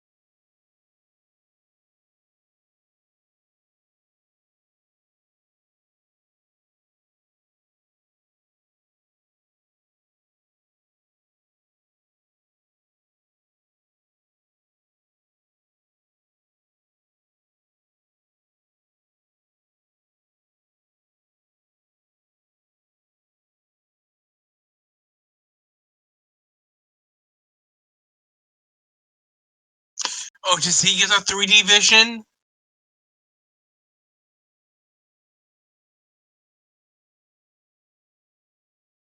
That's called Hornet vision.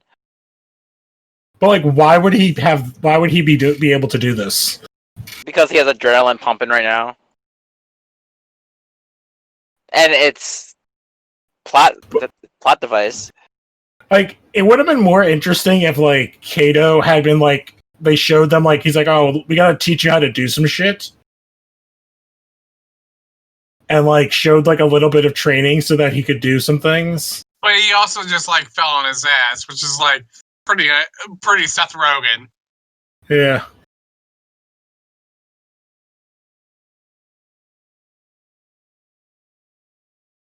Oh my god! I did not remember that. That is fucking crazy. I like that cutaway right at the end there. Got to keep that PG rating.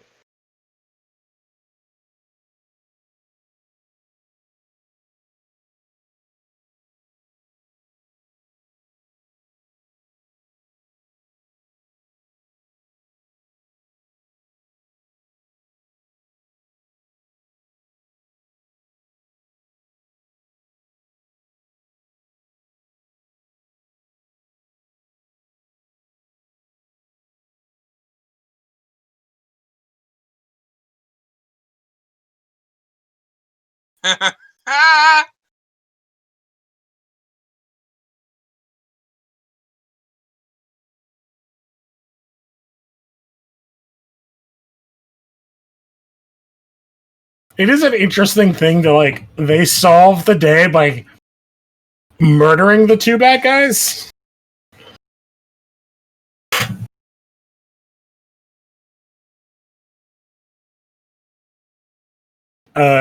You definitely wouldn't just throw that away.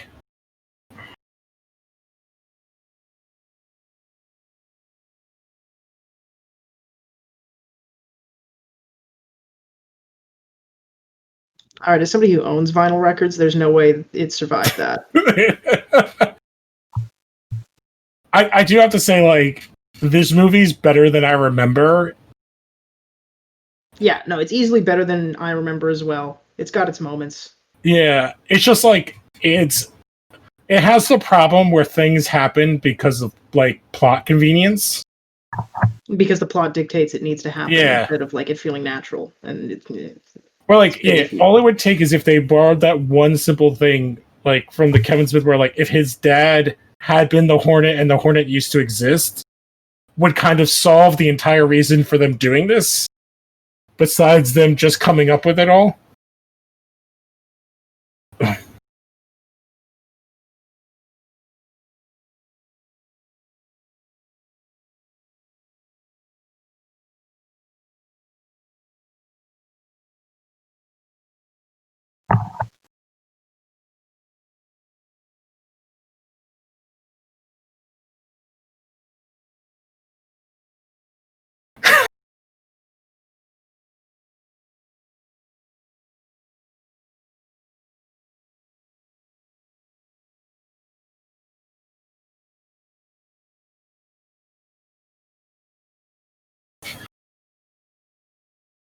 Terrible cop.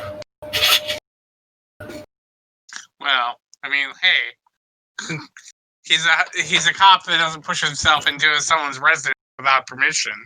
it's a pretty good cop.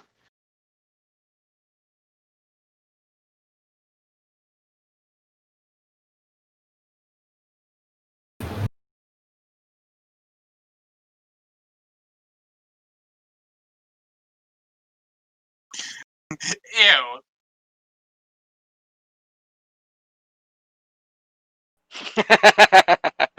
I need you to dig this out of my meat. I remember this scene, and this is like a really good scene too.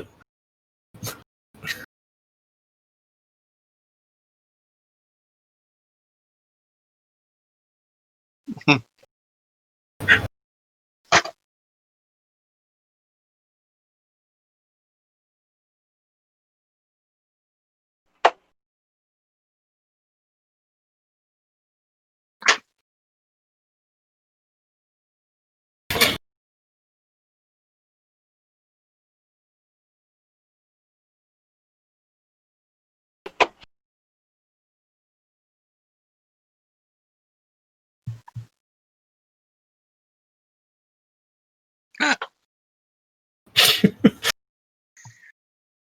know, it happened. Yeah, it's just Fuck how it. it goes. Oh, I guess we saw there's no typewriter.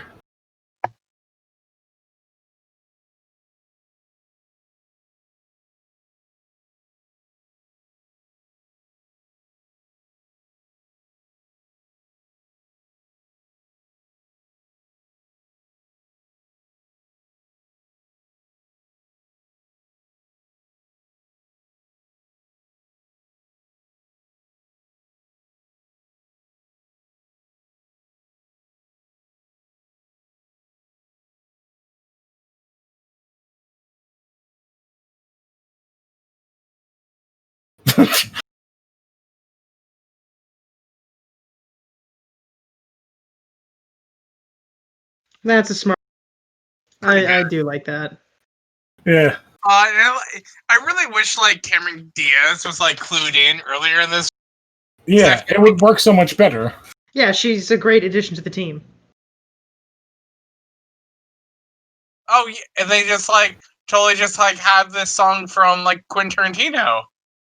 This is from Kill Bill Volume 1. Well, it's the Green Hornet theme. What? Is it? Yeah, it's from the original. From the Green TV Hornet. show. Oh my god. Well, I learned something tonight. Thank you, everyone. Hey, that's our job.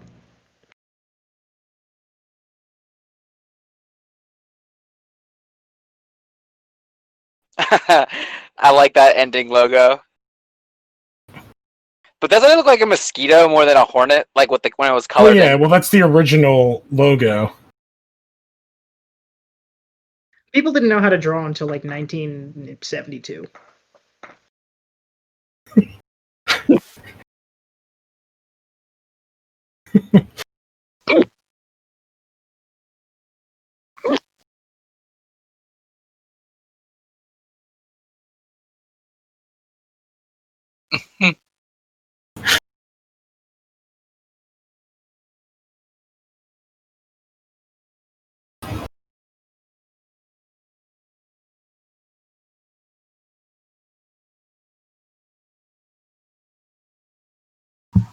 Yeah, so that was the movie. Yeah, like I said, And there it is. I do like it better in retrospect. It is definitely not even close to the worst thing we've seen. It might be like No, we it watched might- Attic, or what was it? Artemis Fowl? Yeah, Artemis Oh Fowl. yeah, Oh, I forgot about that. I can't. Everyone did. So, quick cancel sequel talk. Producer Neil Mortz said in 2012 March that no sequel was forthcoming since the movie did almost 250 million. Since the movie did almost 250 million and was actually well liked, but we made the movie for too much money. One, we made it in LA for certain reasons, and two, we decided to go 3D. That added another 10 million.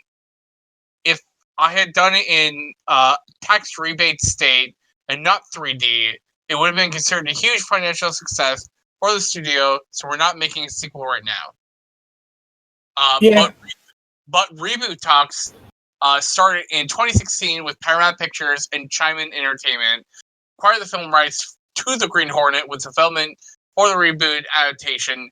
Gavin O'Connor signed on to produce and direct, with Steve O'Keefe as the screenwriter. But in 2020, Universal Pictures and Amnesia Entertainment announced that they were partnering on The Green Hornet and Kato, and are in development on a film based on the classic characters. Amnesia won the film feature rights to The Green Hornet in January, with Amnesia co-founders Michael Helfand and Bradley Gallo producing. Helfand is a veteran Hollywood executive who was the president and chief operating officer of Marvel Studios for several years, starting in 2005. What has Amnesia Films ever made?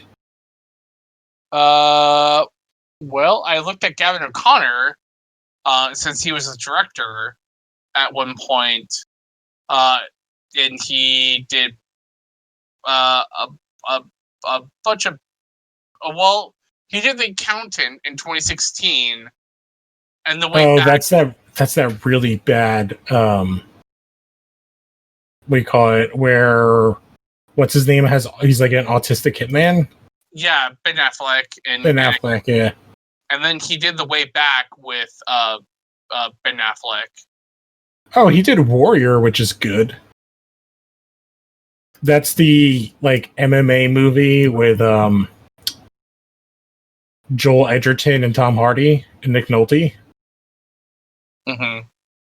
Yeah, that's not bad. But I mean, like, if I were to put money on it, I assume Amnesia Entertainment is like I've never heard of them. They did The Call with like Halle Berry, which is like a WWE film. Yeah, like kind of a lot of nothing. So if they were to do a Greenhorn and Kato film, I assume it wouldn't have a whole lot of money. Because like No. a lot That's of what, yeah. When I read like 120 million, I was like, besides like the shit ton of cars, there are a couple like really good set pieces. I don't understand why it costs so much. In many ways.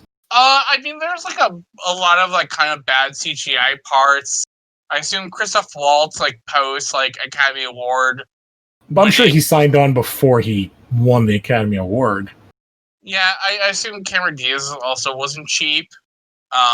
Which is again like it's weird casting because it's not like she's like kind of a way too big name to be that part.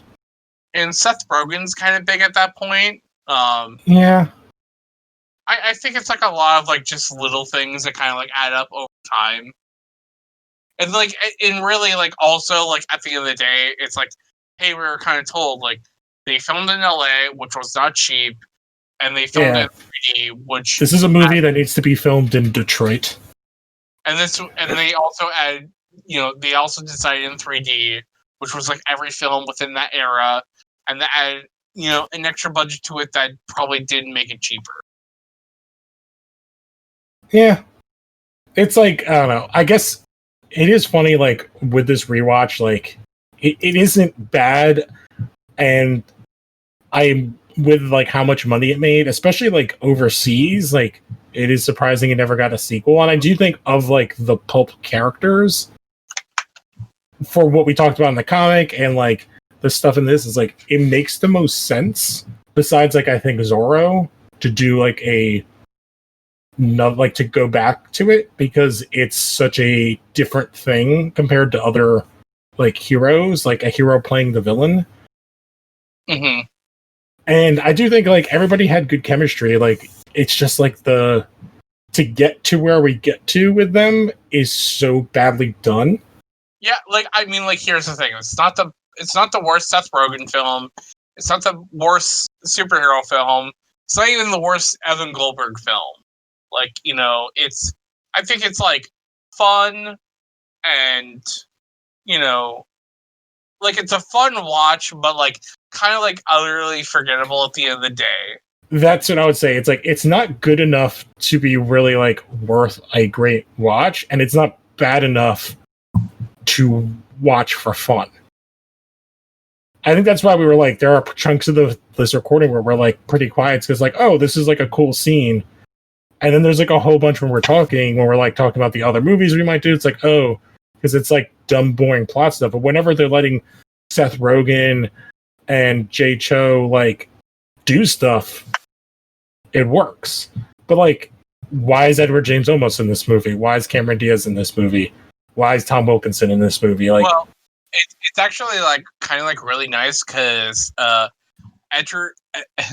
Edward James, not Edward James Olmos, but Edward Furlong in this movie, like reminded me of like a '90s film like I super loved with him in it that I might actually rewatch. Has anyone here watched Detroit Rock City? Oh yes, of course, the Kiss movie. Yeah. So, like I remember like at a certain time in my life, like that movie was super rad, and I was like, man, I really love that movie. Like, I wonder if it's kind of like as good as I remember it, and I actually like might try and watch Detroit Rock City. And for Yeah, like he has like a good like before he becomes like a horrible drug addict, he has like a good set of like 5 or 6 movies that he's really good in. And so for people who don't know what Detroit Rock City is, it's basically about a group of kids who are in like a Kiss tribute band who are traveling to Detroit to go see Kiss in concert. And it's like their misadventures on like trying to get to this concert. And like I remember it as being super fun. And like Sam Huntington is in it.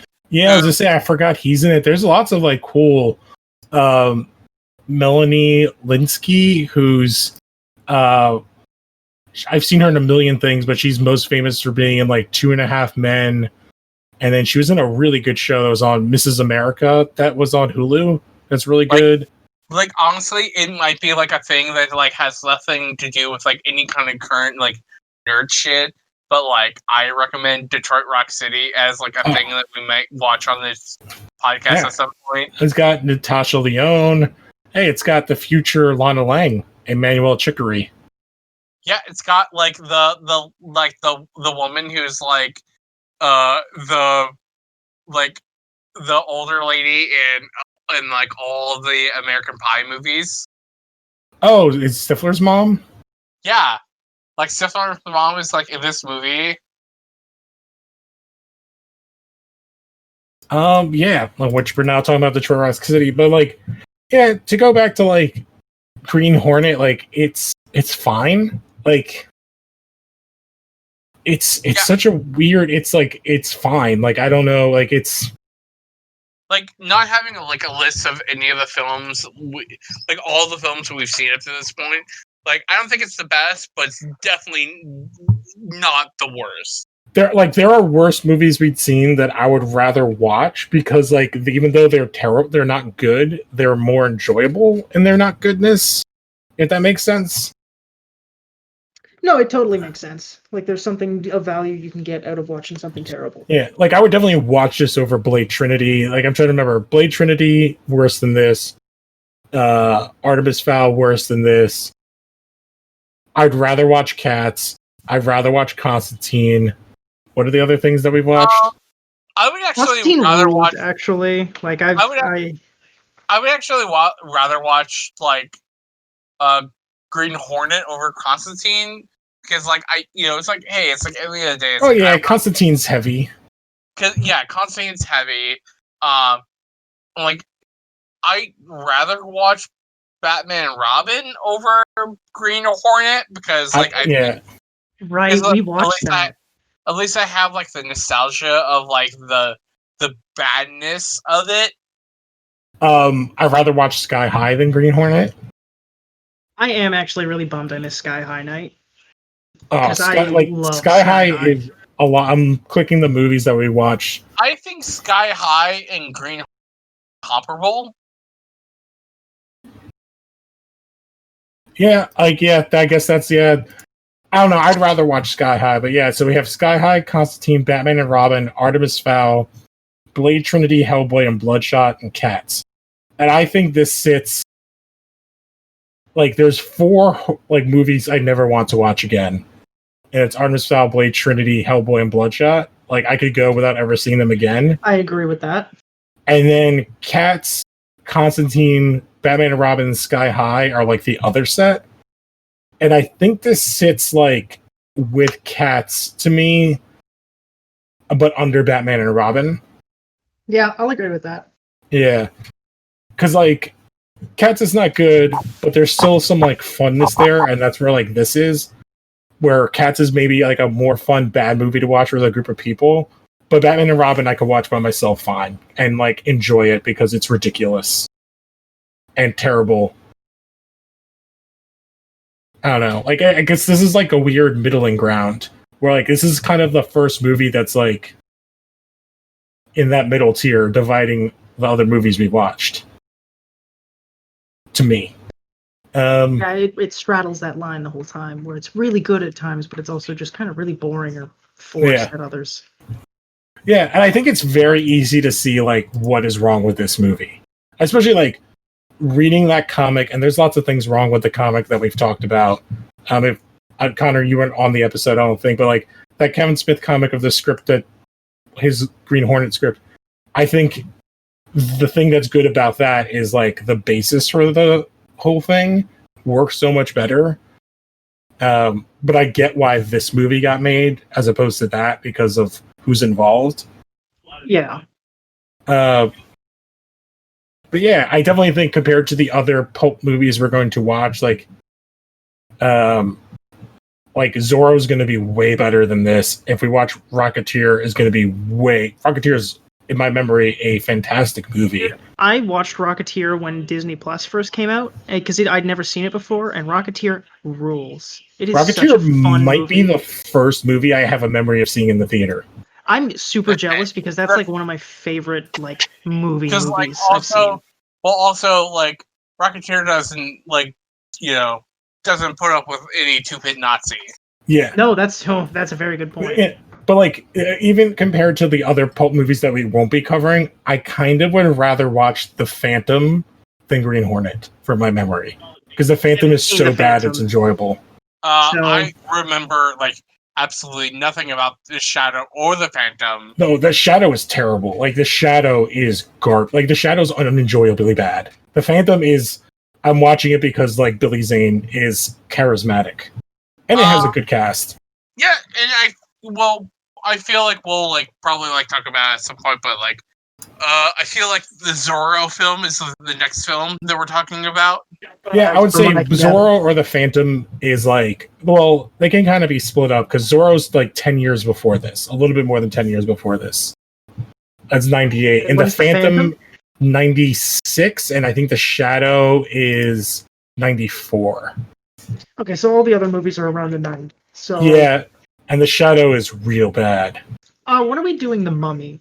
I don't know if that would count as a pulp movie. Like, it does, like, but that's more like a Universal monster. Yeah.